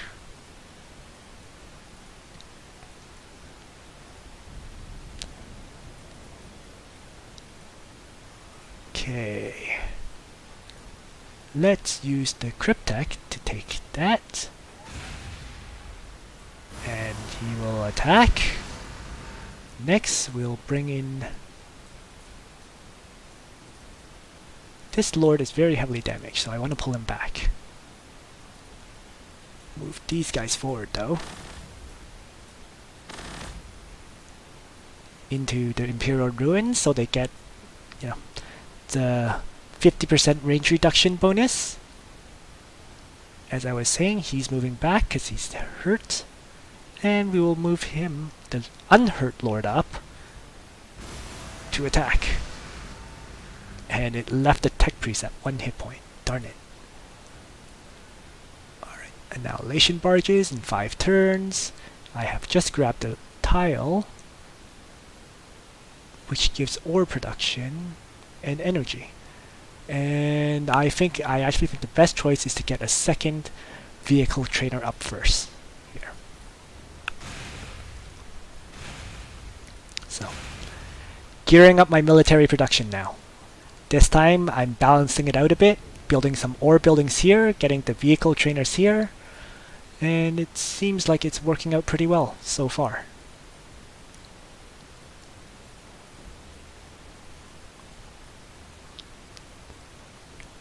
Alright.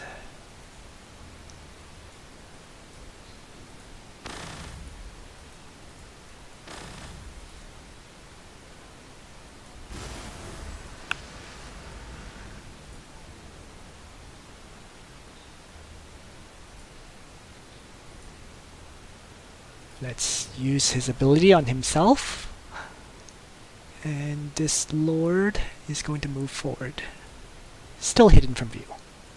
This lord leveled up, so I now have a little bit of a tough choice. I can either start buffing defensive protocols or start... Oh!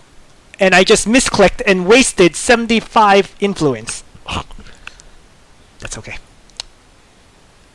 Well, I need to decide whether to go for 3 levels of Void Strike right now, or to just make him harder to kill. And I actually do favor defensive protocols.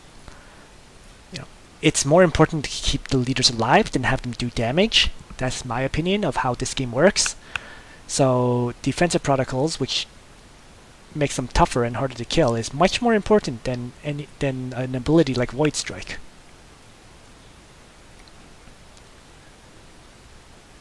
And over here, I am going to train a Cryptek Spider now. Reason for that is I want the Cryptek Spider to be marching with my units, so if I find a tomb, I can settle it right away. Instead of needing to train a Cryptek Spider, then move it down, which is going to take, like let's say 6 or 7 turns before I get expansion out. If I train the Spider now, and they're marching with the units, as soon as I spot it, I can expand.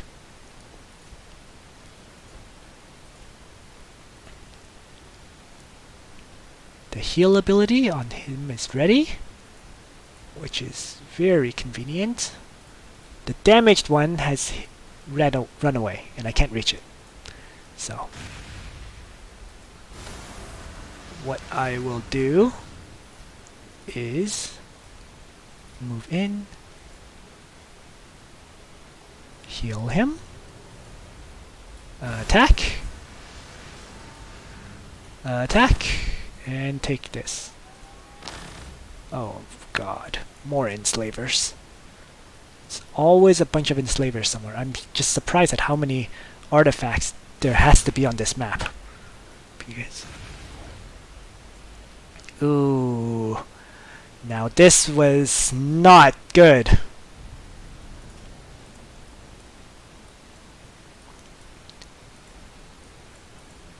Oh boy.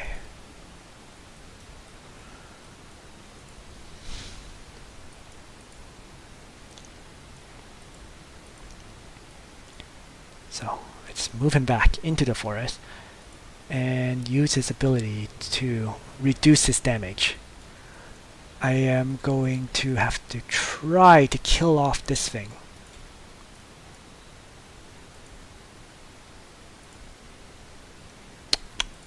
Alright. Move him down one. Move them over here. He's going to activate defensive protocols to shield them both. And we're going to kill off these Crude Hounds. These guys over here, again, same thing. Defensive protocol. And attack and kill the Crude Hounds. Alright. So everyone's been armored up. You know, I see 12 armor on 10 armor on the warriors, 12 armor on my lords. That should really minimize the damage they take. In this capital, I have 7 of my 8 buildings constructed, so I just need a tile to do the last bit of construction. Alright. Wow, wow, wow, wow, wow. No, no, no, no, no. There's too many hounds. Oh my gosh. 1, 2, 3, 4, 5 more hounds appeared. Jeez. So this is when Necrodermis Repair becomes very useful in keeping your units alive. And I have to rely on it this turn.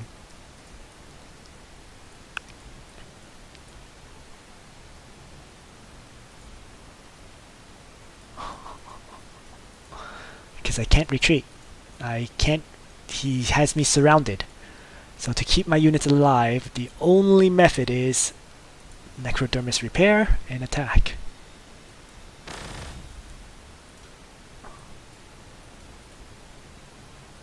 Lord attacks.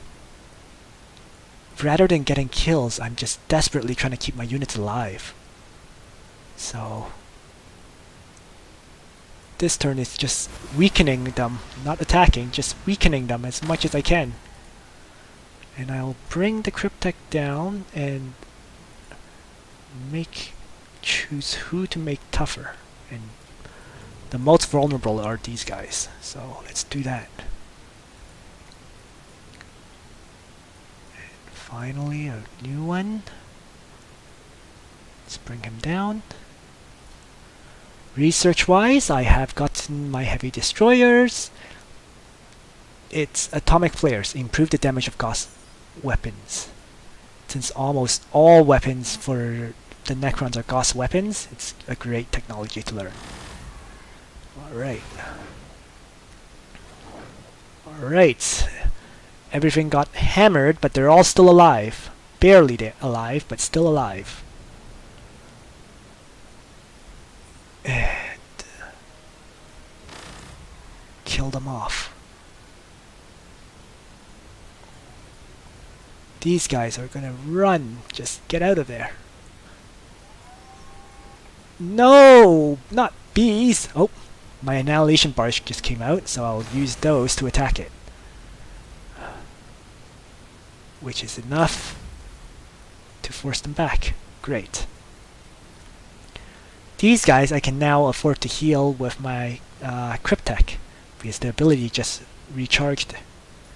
So, heal 6. Blast these hounds and get him into the forest.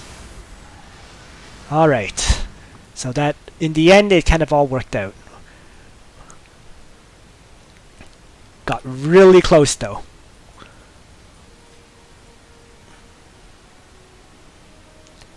Alright.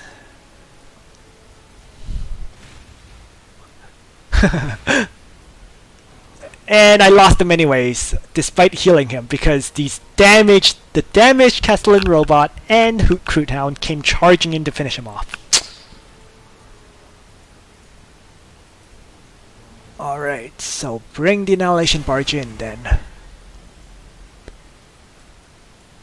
I will have my vengeance!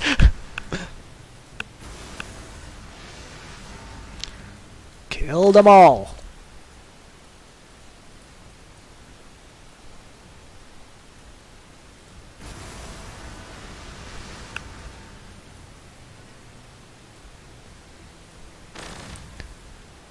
Wow. So despite all these units shooting at it, it's still alive. So you can see that Castellan robots, they're kind of a nightmare to fight in the early game. A few factions don't have a problem with them, which is, well, one faction doesn't have a problem with them, which is orcs. Everyone else, it's a bit of a struggle. Alright, energy income is high, ore income is starting to drop again. So I'm going to build some ore production here. And over here, it's a choice between more energy, which I don't seem to need right now, or research to go up the tech tree faster. And I think research is the way to go. Alright, Tech Spider is up, just about. But I can start training heavy destroyers, so I'll want a second summoning core too. So let's start with a summoning core. The summoning core also provides me with 2 research, so... Oops! And I just suicided that warrior because I did not realize it had... Right, I moved it here because it needed healing. So... Just suicided the unit.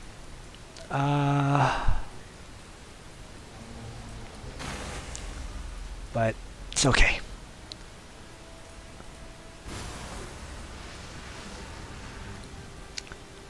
Losing that unit doesn't really hurt me that much, especially since I'm just playing against the AI. Would have been a very bad thing if I was playing against a player, but against the AI, I don't need to worry as much. It's more casual. Okay, so let's increase his heal ability. So now he heals 12 hit points instead of 6. This lord has defensive protocols and dynasty, so I'm going to level up dynasty again. He's not going to get void strike to level 3, so it doesn't make sense to learn it. The other lord will get void strike because it already has 1 level in it. So void strike level 2, and might as well use it for 4 attacks, which only did 3.2 damage. And let's bring this Tech Spider down, because there is a Necron tomb right here.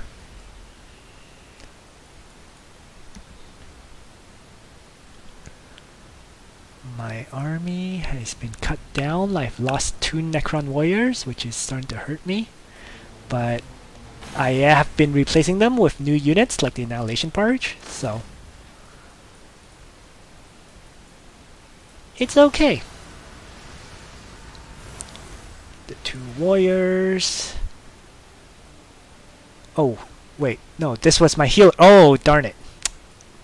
Oops. I was supposed to use the healer to heal the Necron warriors, but I can do that next turn. Bring him down because I need to build my next city over here. That's nearly done. I need ore.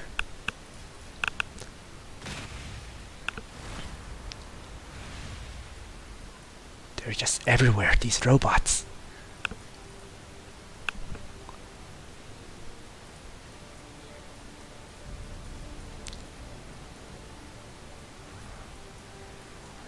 Down. Alright, this time the two lords are going to be the ones attacking, not my cryptech. Let's grab that. And blast away at it. Move these warriors up. Heal them. And use them to attack. Another Annihilation barge. Let's see how much damage they do. 3.5, which is not amazing, but it's a solid amount of damage to something so heavily armored. 8 armor with 24 hit points.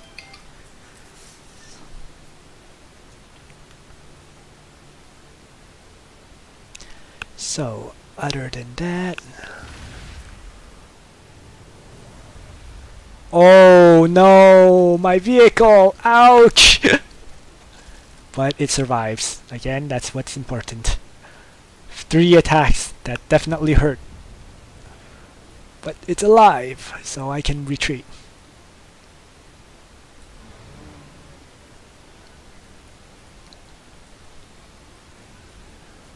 Okay. Let's continue to attack this thing. Believe I can kill it this turn. Let's move him on. Yep, and it's dead.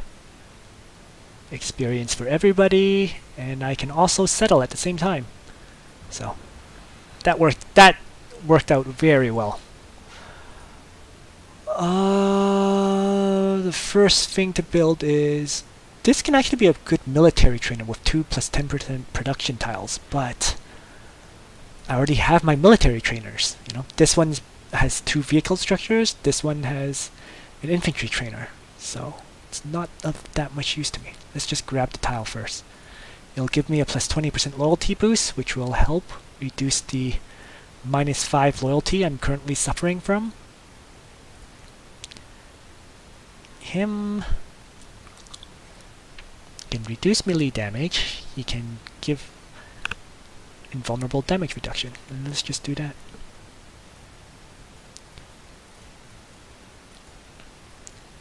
Alright, so I've scouted, let's say, 40% of the map, and I haven't seen the AI yet. If he's not here, that means they're both likely to be over there. Yeah. And I guess I do want to clear this for the experience, so I might as well. So he doesn't have much to do. I'm just going to skip him. He will retake that. And in terms of research,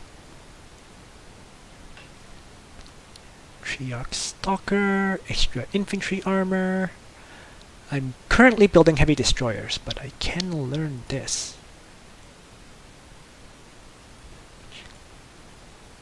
Actually, if I go back, I want to get this. I want to get Trusted Slaves to increase my ore output, because I'm just constantly going negative ore now. So let's learn that technology first.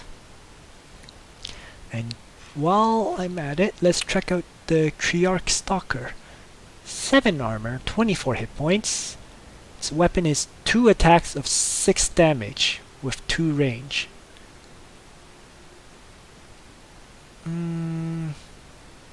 Honestly, it's not really anything special.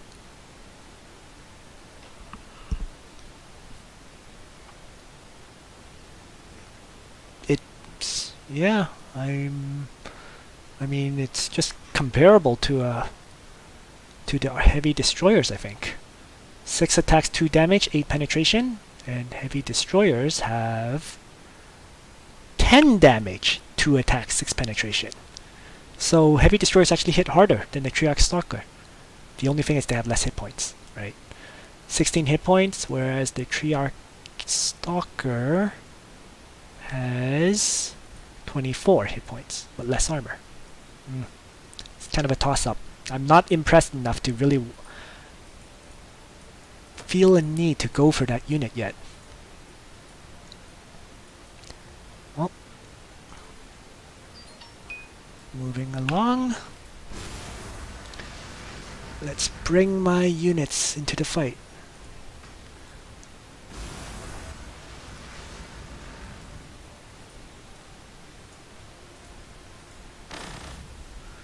Alright, one down. This guy needs healing, and he's just gonna sit here for a turn. Then at the next turn, my Cryptek should be able to heal it. And other than that, I already attacked with him, so it's just learning a new ability. And it's always the defensive protocols, make him harder to kill. Bring this Annihilation barge into the fight.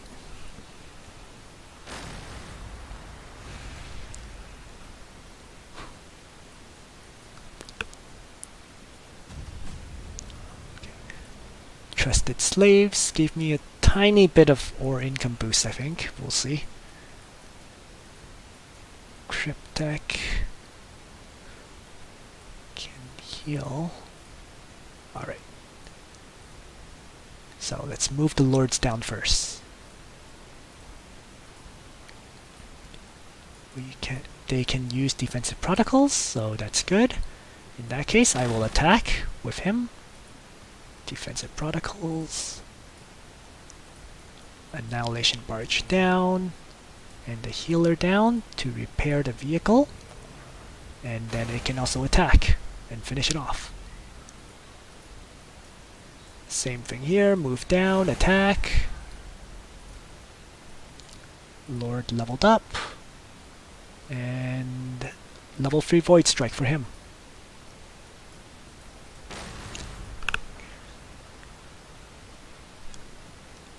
Choose the next research now that I have gotten the trusted slaves.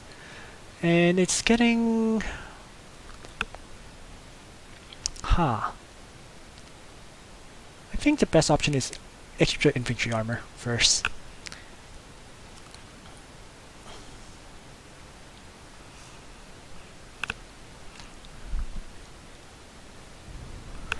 Alrighty.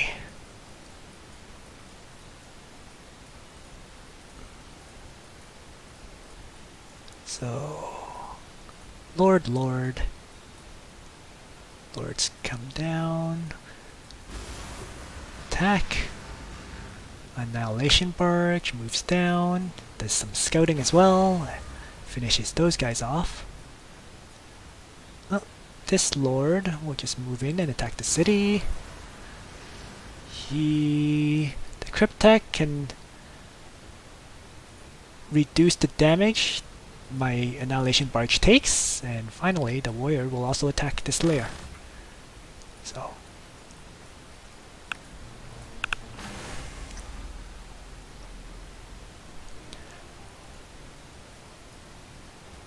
alright. So just keep producing all these Annihilation barges. The struggle right now is getting enough upkeep to keep training them.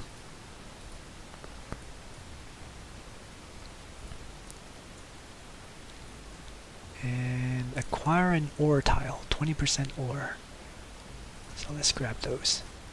Over here, again, I need ore production, so 20% ore.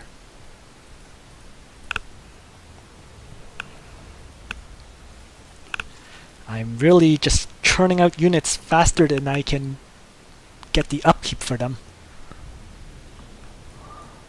So losing that Necron warrior at those 2 Necron warriors early on, I'm actually more than okay with that, because otherwise I'd be down another 3 ore income right now. Alright. Moving in. Attack those.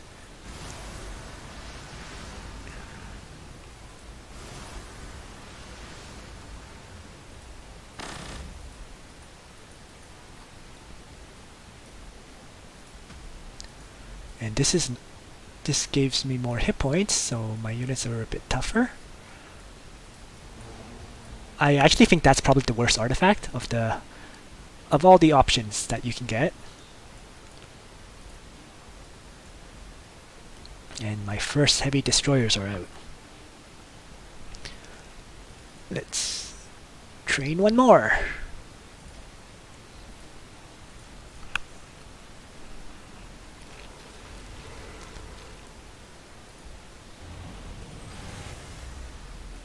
And the first AI has been found, or the AI units anyways, which is red orcs. And up there is Space Marine, who are green. And they appeared, one by my city, one by, I guess, resources, so no big deal. Lord, moving up, attack, of course. His heal ability is up, but there's nothing that needs healing, so keep attacking.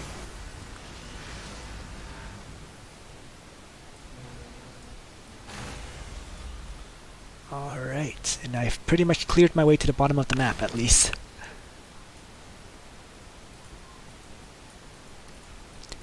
I'll bring these guys up. Just kill those.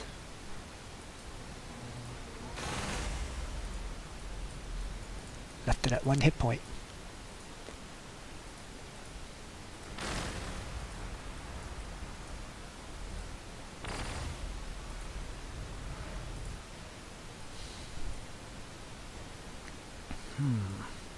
Ore. Desperately short on ore.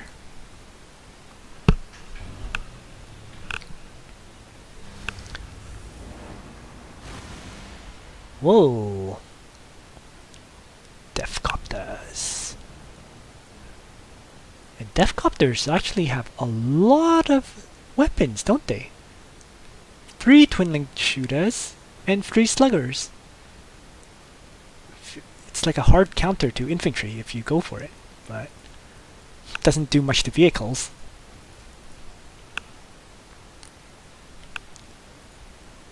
So now that the AI has been moving in, I need to start bringing my units into the fight. They have to stop clearing the map now, and it also found me a 4th Necron tomb. So surprisingly, they've been surprisingly common, actually. Like, didn't expect to find 4 of like, 3 additional expansion slots already. Alright.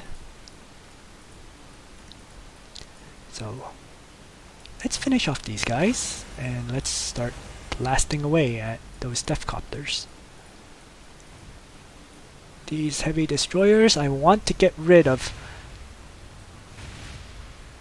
Ouch. And I should not have targeted in advance. I could have killed the more damaged one.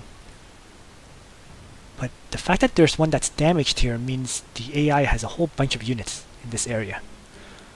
That's not good. It means I don't have enough units to defend my base right now. But I can't do anything about it, so I'll just keep producing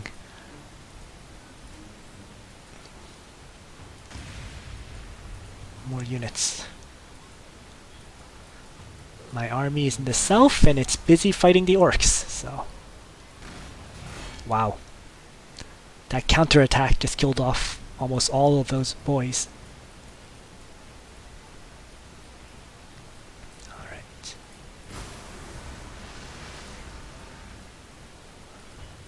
Move this lord in after he activates his defensive protocols.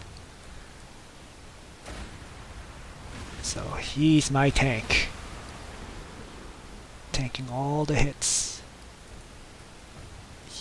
Well, let's move the Cryptic in and heal up. Let's begin smashing through these orc units then.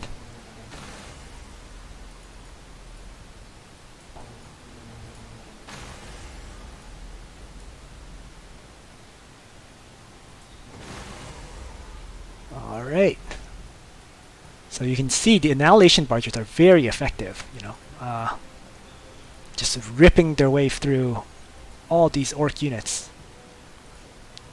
And it got me enough experience to learn his elite skill.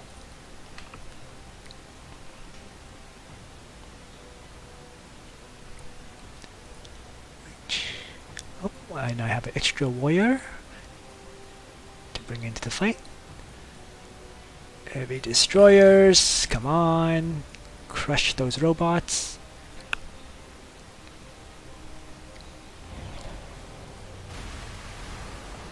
More orcs.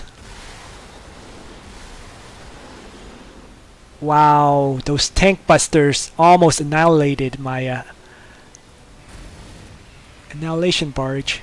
Oh, and land speeders. Okay, let's pull back. Run away! But move up.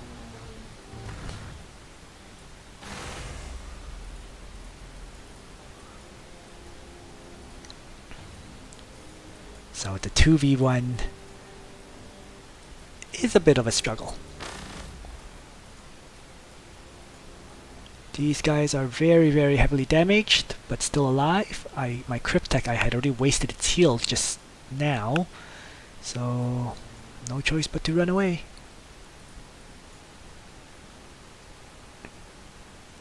I'm gonna move up, summon with the elite ability, and that uses up his turn.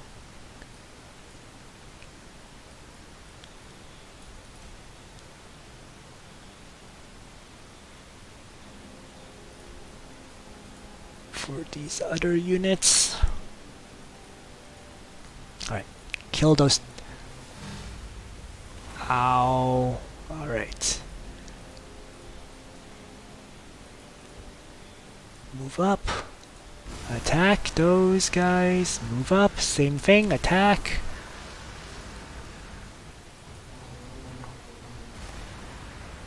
Wow. It's a weird boy. Almost killed it. Keep churning out these Annihilation barges because they're all that's keeping me in the game right now.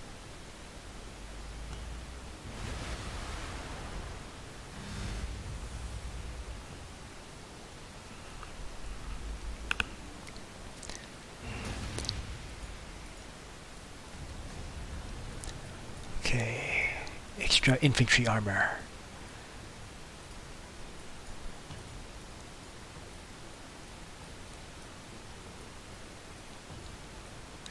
Run these back.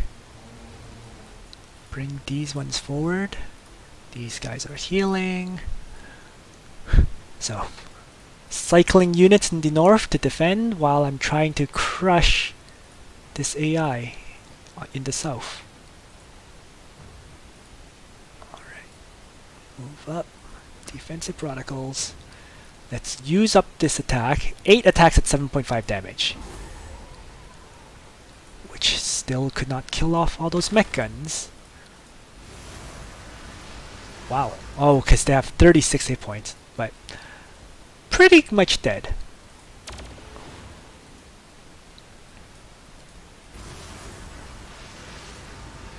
Right. Moving in. And these Annihilation barges are just nasty. Even though they're in Imperial Ruins, which means 50% less damage, you know, 2 attacks can still almost nearly kill off a boys unit. And these ones are healing, so let's hold position for a turn. Training, I need ore production. Is there any tile for ore? These ones, if I grab it, but yeah, let's acquire the tile. We'll take 3 turns or 5 turns to build one with 10% production here. Let's just build it instead. So let's build that first and acquire that next. And over here, another ore building.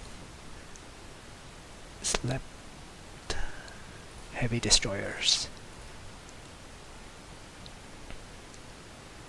And you know what? Let's give those Triarch Stalkers a try. I'm kind of curious. They don't seem very impressive, but who knows? Maybe when I use them, I could be wrong.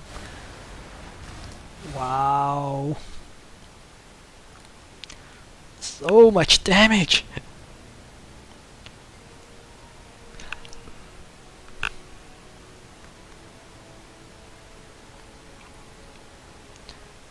But the AI vulnerabilities are definitely showing. I mean, they're not focusing damage on a single target, so all my units continually manage to survive when they really shouldn't.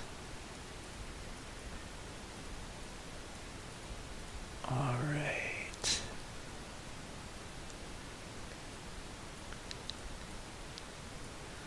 I need to get this Cryptek back to heal up one of these guys so they can continue fighting. And he's gonna move there. Let's get him in there. Running away. Alrighty. They have a jump pack. That's pretty cool. So let's attack it. So, oh, starting to move back a bit. As I said, I need to get him into range to heal the other guys, so shift everyone back a bit.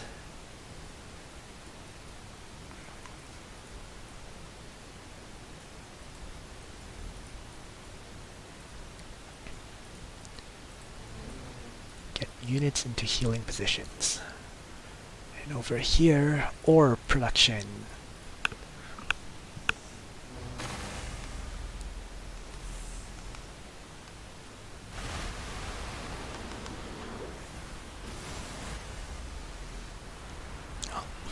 So the AI has a lot of units, that's for sure, but it's not very smart. I'm facing two of them, but they're not really managing. If anything, I'm pushing them back rather than the other way around. So I think that really shows the weakness of the AI. Alright. Let's move in and attack. Same thing here, move in. Oh. It can't move. Why? Their Overwatch kicked in. That's why the Pain Boys was nearly dead that turn, just now. So move in, attack.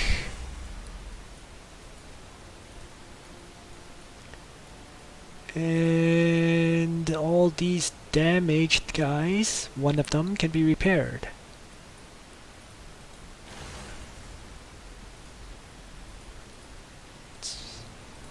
And if I were to repair one, it would be the healthier one, of course. So, oh, so the Triarch, the Royal Guard have already disappeared because they're only around for 3 turns.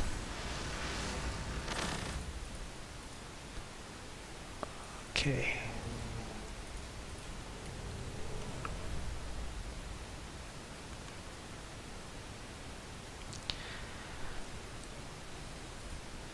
Right.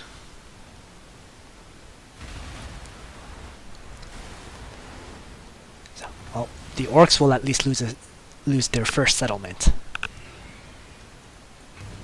Space Marines, I just need to fight them off. I mean,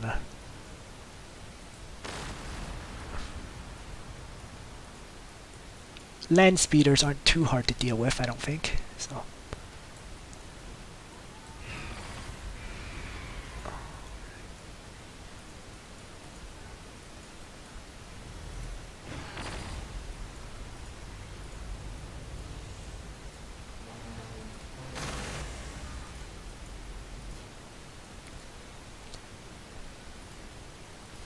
Healing up.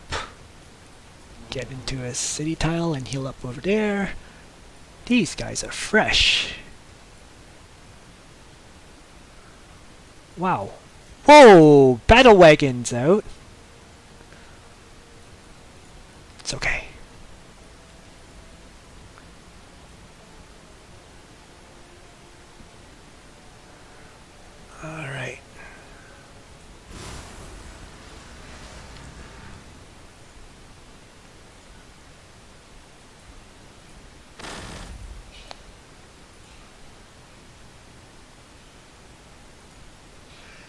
armor up.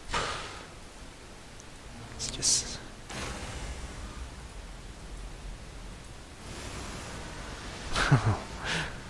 Not quite enough damage to kill it off again.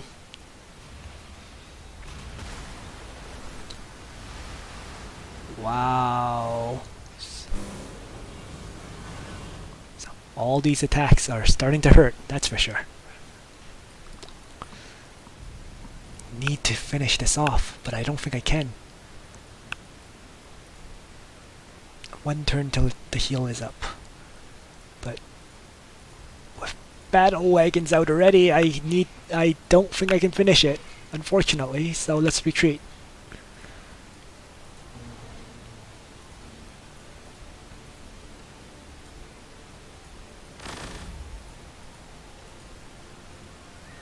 Or, let's see, I will drop these guys there. Oh no. Oh, by dropping them I can't move anymore. Okay, so let's move up and reduce the damage she'll take then. Healing, healing, healing, healing, healing.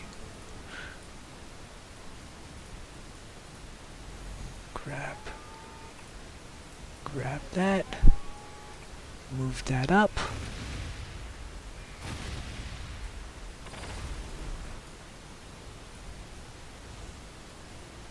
And continue bringing the fight to the orcs. Need to at least kill that city, as I kept saying. We're skirmishing in the north, but my focus is on killing that orc city.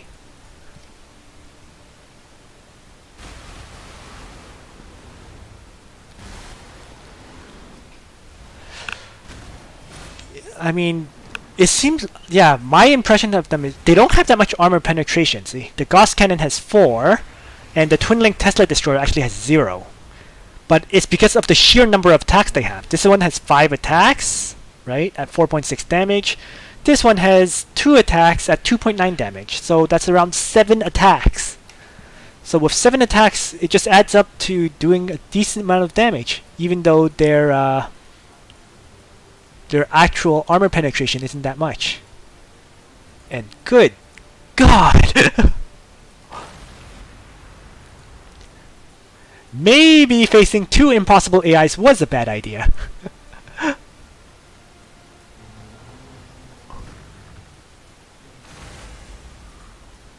Okay.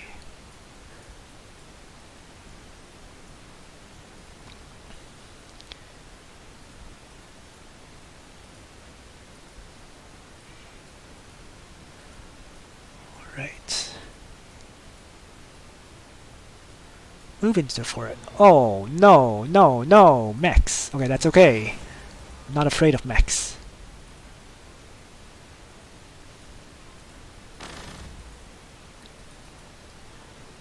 Bring him in. Come on, Praetorians. Come on, Lord.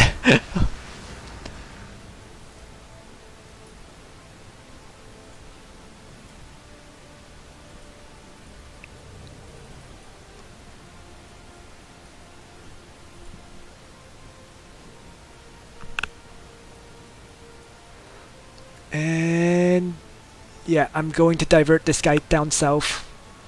I think I can afford to do that. Meanwhile, he will attack.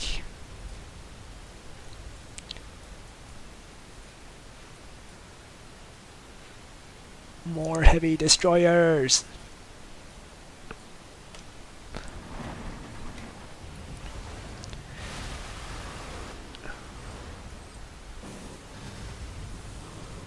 Okay.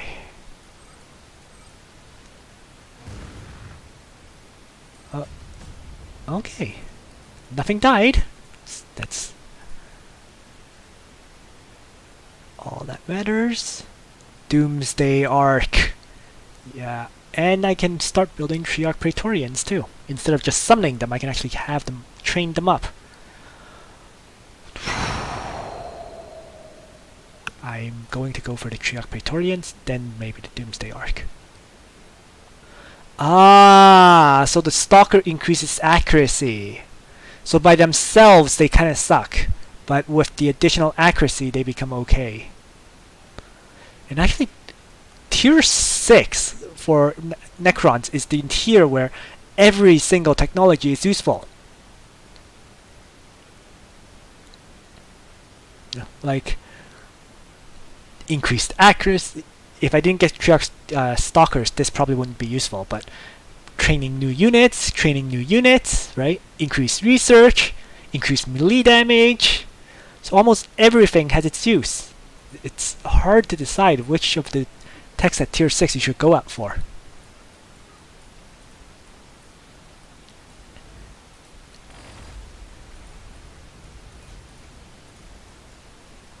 Ooh.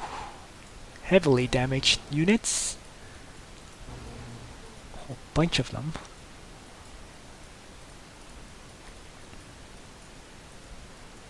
Still healing. Almost ready though, both of those. Triarch Praetorians. Go!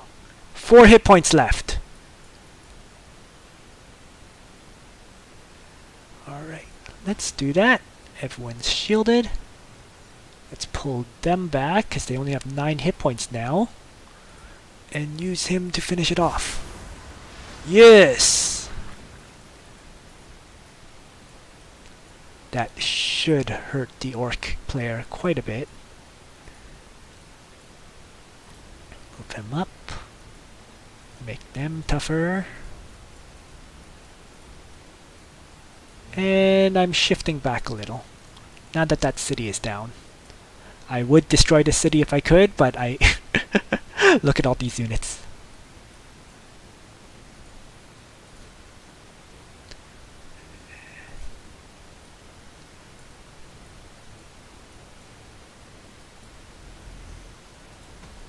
Okay, grab that. Line of sight artifact. Oh, and the city needs me to build something. Which is a... Oh, I ran out of time.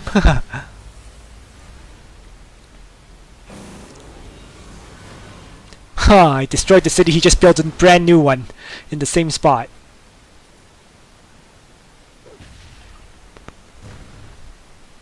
Really quite irritating.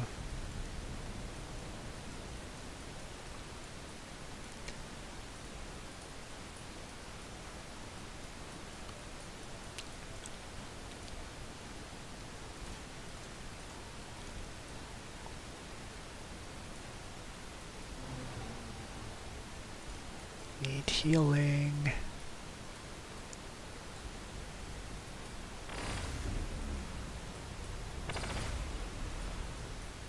Nope. So yeah, let's see. 7 turns to train one, which is the same as an Annihilation barge. I'm just gonna pass on that. Cryptech. Yes, I can train a new one. That's always useful.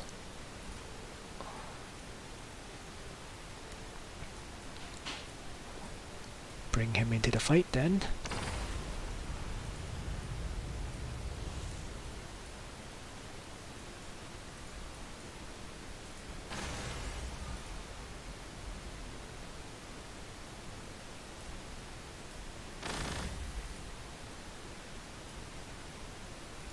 Shield.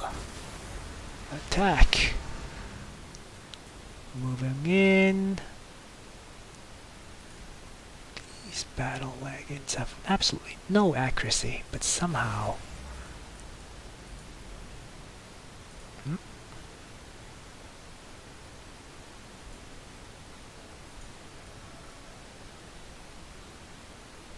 3-tile radius reduces accuracy of everybody by 4. So now those... Look at that! The Orc battle wagon has 0 accuracy now.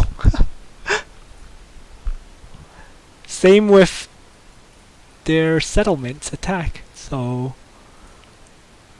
Alright.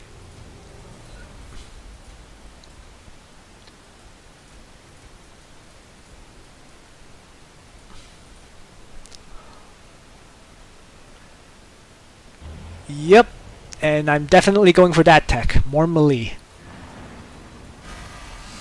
Wow. I'm very impressed by these Praetorians, though, that I've been able to summon. Like, they take barely any damage, I guess, because of the 9 armor. And they have a pretty nasty melee attack, so... Yep. These heavy destroyers are nearly dead. Retreat them. Move these ones into the forest. And blast away.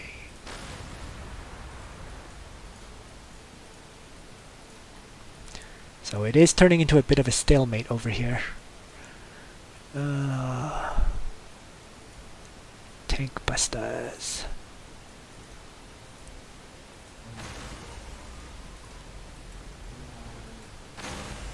Let's get rid of those then. Cryptek can heal up.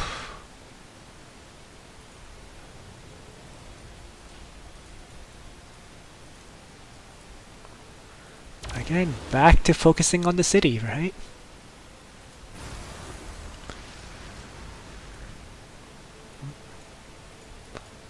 Shift him down there. And this one's already nearly dead, so he runs off. So I guess heavy destroyers, their problem is they're kind of like a glass cannon. Yep. They have 4 movement, which is nice, but and their Gauss rifles certainly hit quite hard, but it's, you know, with 18 hit points, it's just very, very vulnerable to being killed. Let's acquire that tile permanently. Get the 20% influence income bonus. Over here, ore, so energy and ore, these 2 tiles. Where did this robot come from? No, no, no!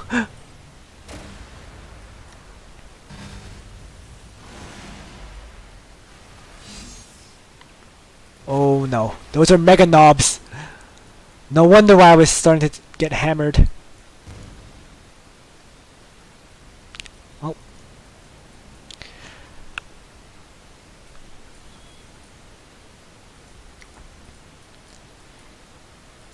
Oh, that's bad news.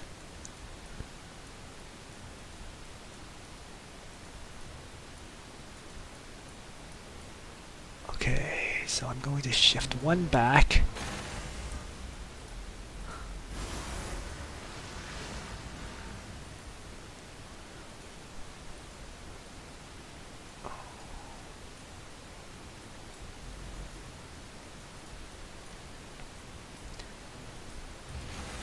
Yeah, I have a feeling I'm in serious trouble now.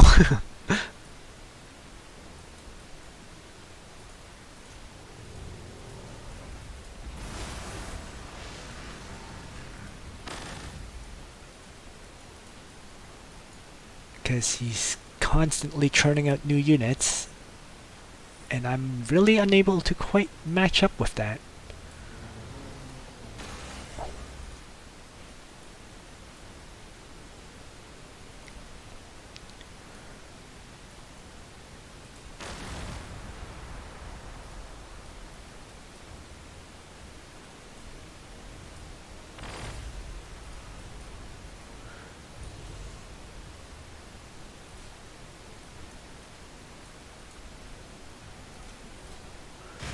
Alright.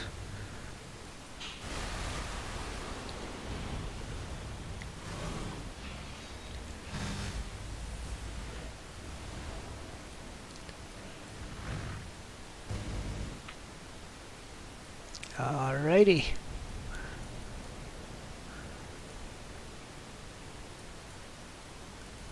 I can't retreat. And I'm not sure why, because... Oh, there we go.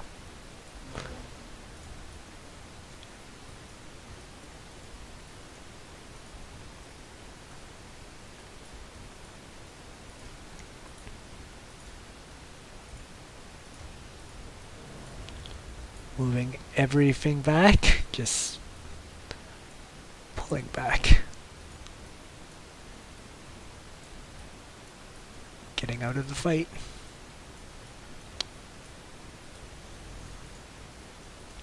Okay, good. New one.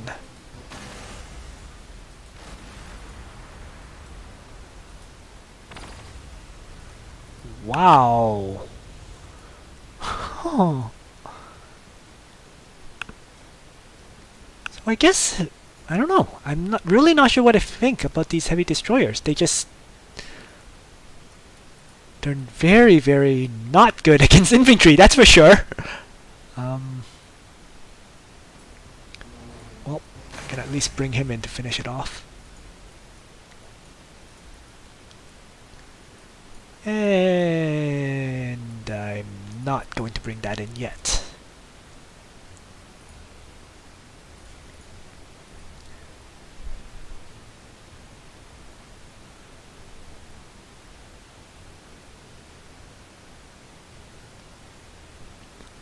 Yeah. Well, 4 turns until I can start training Triarch Praetorians. The ones that I have that you've seen so far were because the Lord's elite ability is to summon them.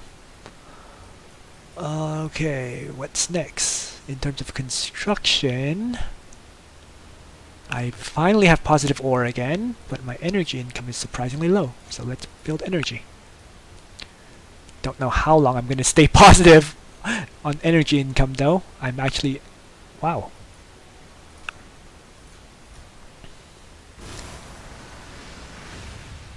So I've used up my stock of energy. So it's now... I'm going to have to rely on the income.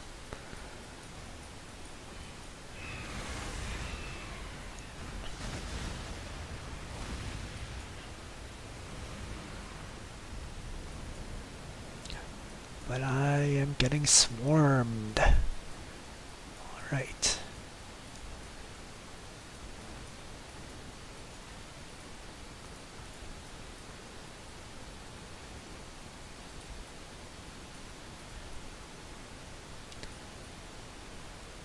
And I'm moving these guys into the fight in the north.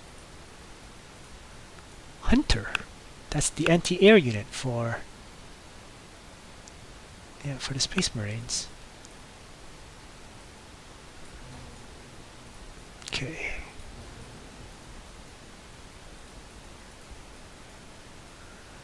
Shifting northwards.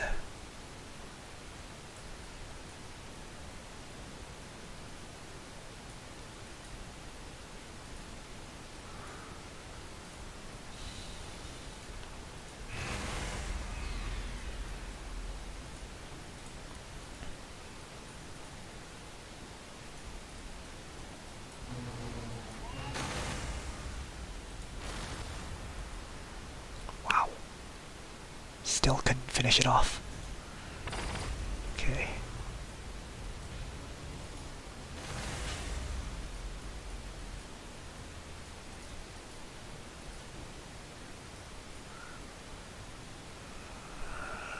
Three turns. Let's produce... yeah, let's produce one more heavy destroyer then. Don't want it just sitting there doing nothing. Energy or ore? Ore. I need upkeep.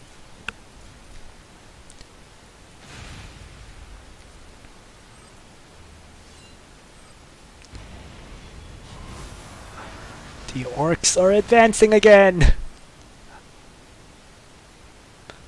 And those mega knobs just terrify me.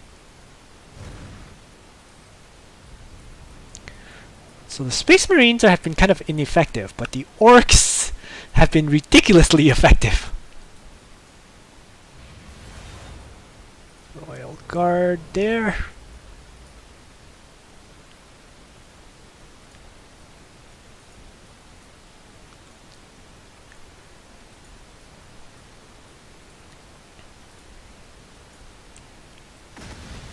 Draw that fire.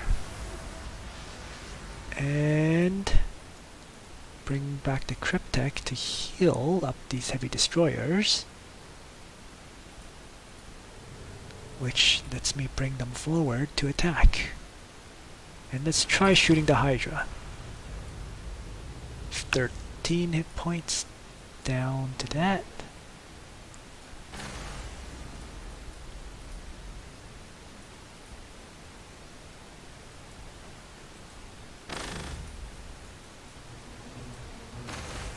There we go. Oh, still one of them still alive. Nothing else to attack it with, so it gets to live and retreat.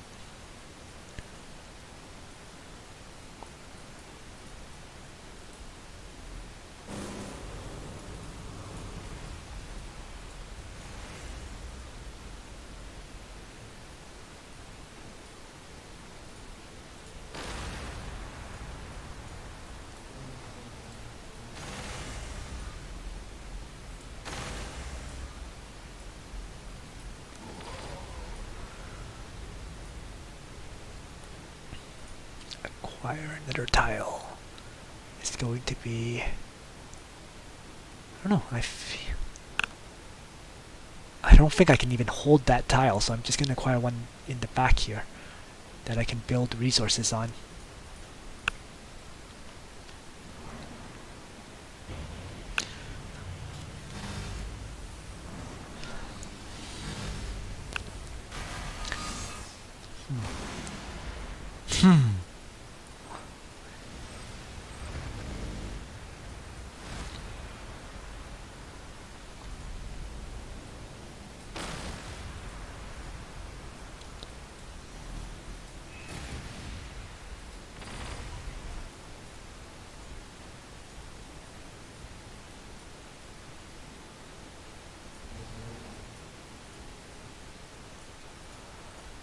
Alright, the AI has been forced back on this front at least.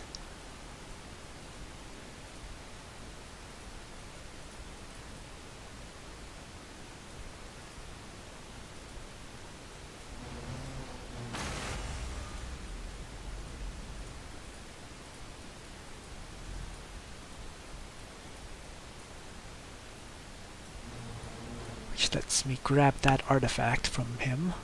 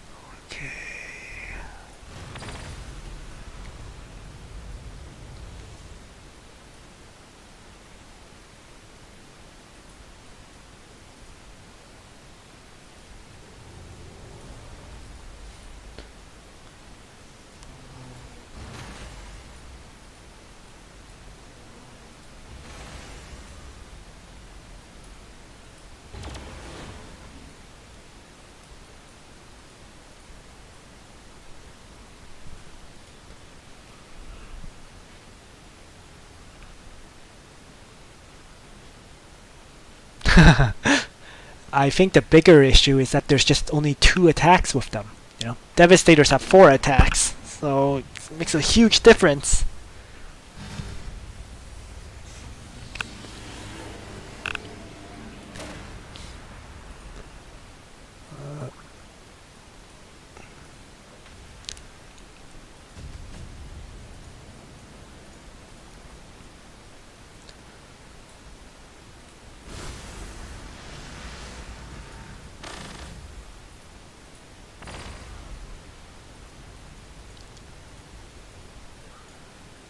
Praetorians.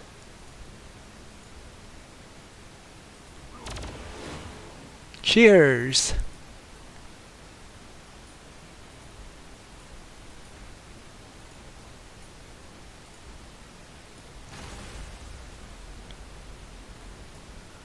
Move up. Defensive protocols. Attack.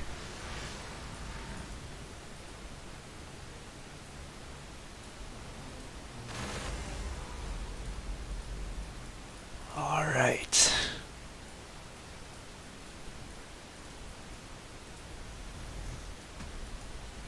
This gives loyalty.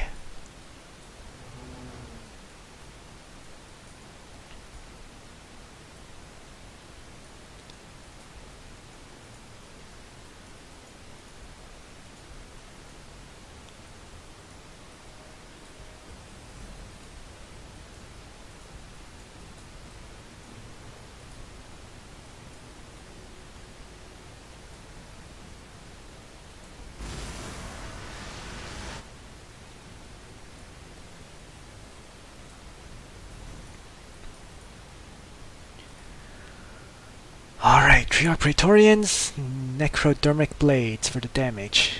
You also want Doomsday Arcs, but we'll see.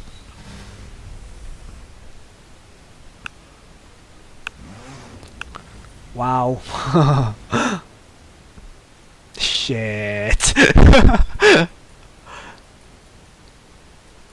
Kill a bunch of units and a dozen more show up.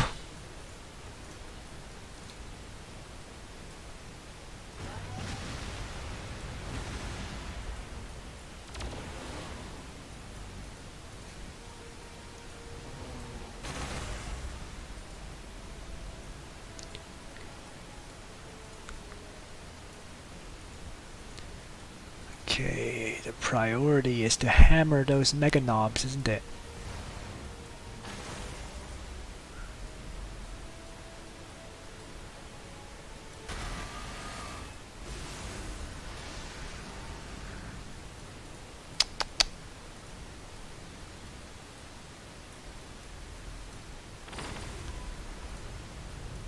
There we go.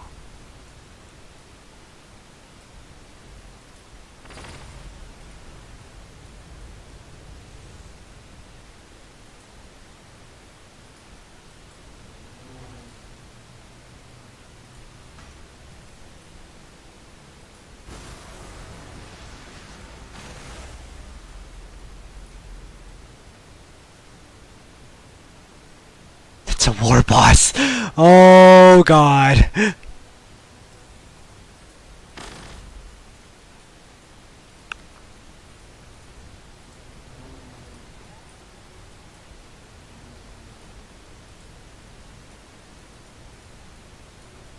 Talk about bad news.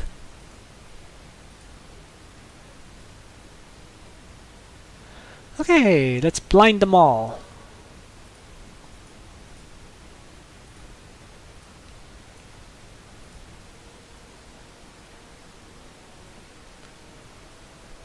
More population for my cities, so I can still build them up a bit more.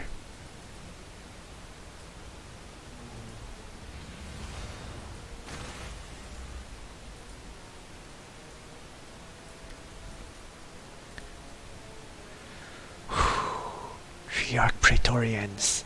Here we go, they're coming out now. Energy.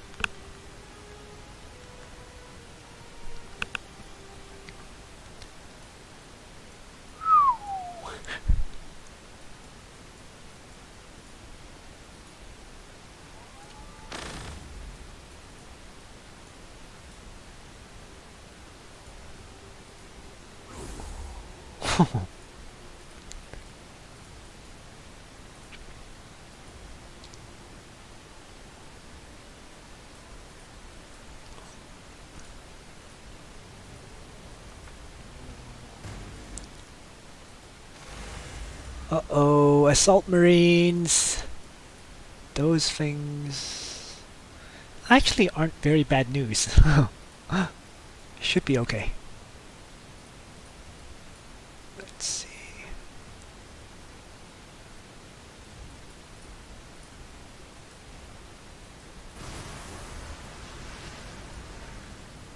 Right now I just need to destroy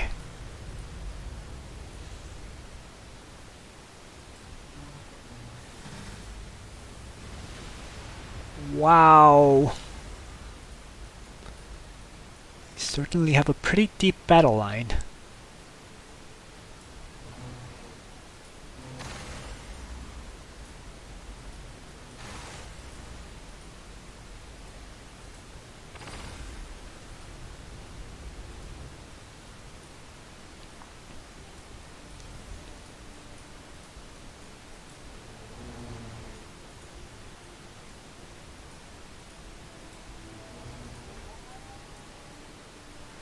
And skimmers are not affected by wire weeds, so I can just run them over it.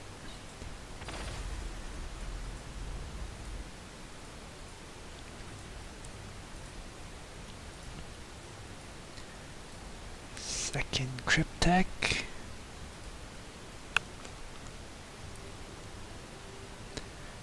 Oh, I've already hit my building limit for now. So I'm just going to disable my construction building for a few turns. Over here I have a whole bunch more population, so continue. Oh, I now have plus 18 ore, so energy.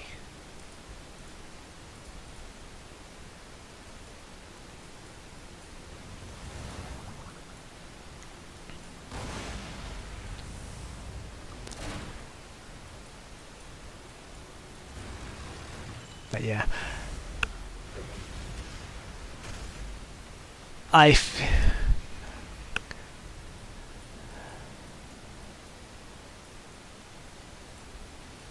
no, I think this is over, to be honest. He's churning out more units faster than I can kill them, and yeah, I mean, I'm actually slowly losing units too, so even though it looks like I'm winning the fight, I'm really actually losing it.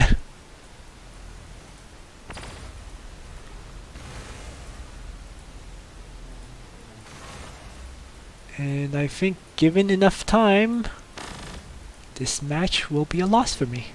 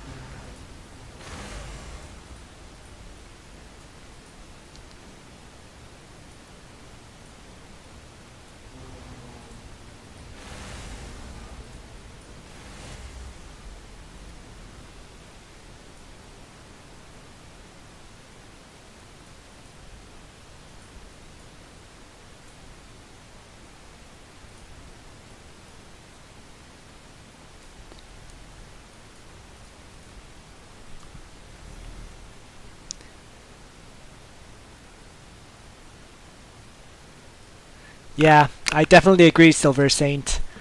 It's the 3-range Devastators, the 3-range line of tanks for Lemon Rust tanks for the Imperial Guard. That makes it possible for them to win a long-term fight.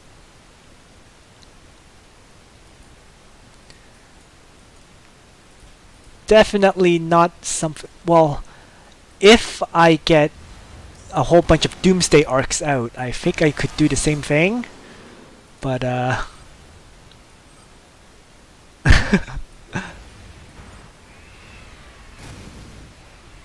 in the meantime, he's wrecking me with land speeders and devastators and whatnot. So yeah. Well, I think I'm going to stop the stream here at this point. It's been fun, but I do need to head out. So yeah, I mean, I think what this match against the two AIs did show is that by building your vehicle trainer in your second city, if you manage to build it early, you can get these Annihilation barges out very early. And the Annihilation barges are just amazing at dishing out damage. So, I know Annihilation barge, it's like a unit that most people have ignored, but I guess my recommendation is really don't, because they're really good units. They have high mobility, they have a good amount of hit points, and they just do a nasty amount of damage. So, once again, thanks for watching, everyone, and I will try to stream again tomorrow. If I'm not on tomorrow, it'll definitely be the day after. So, have a good night.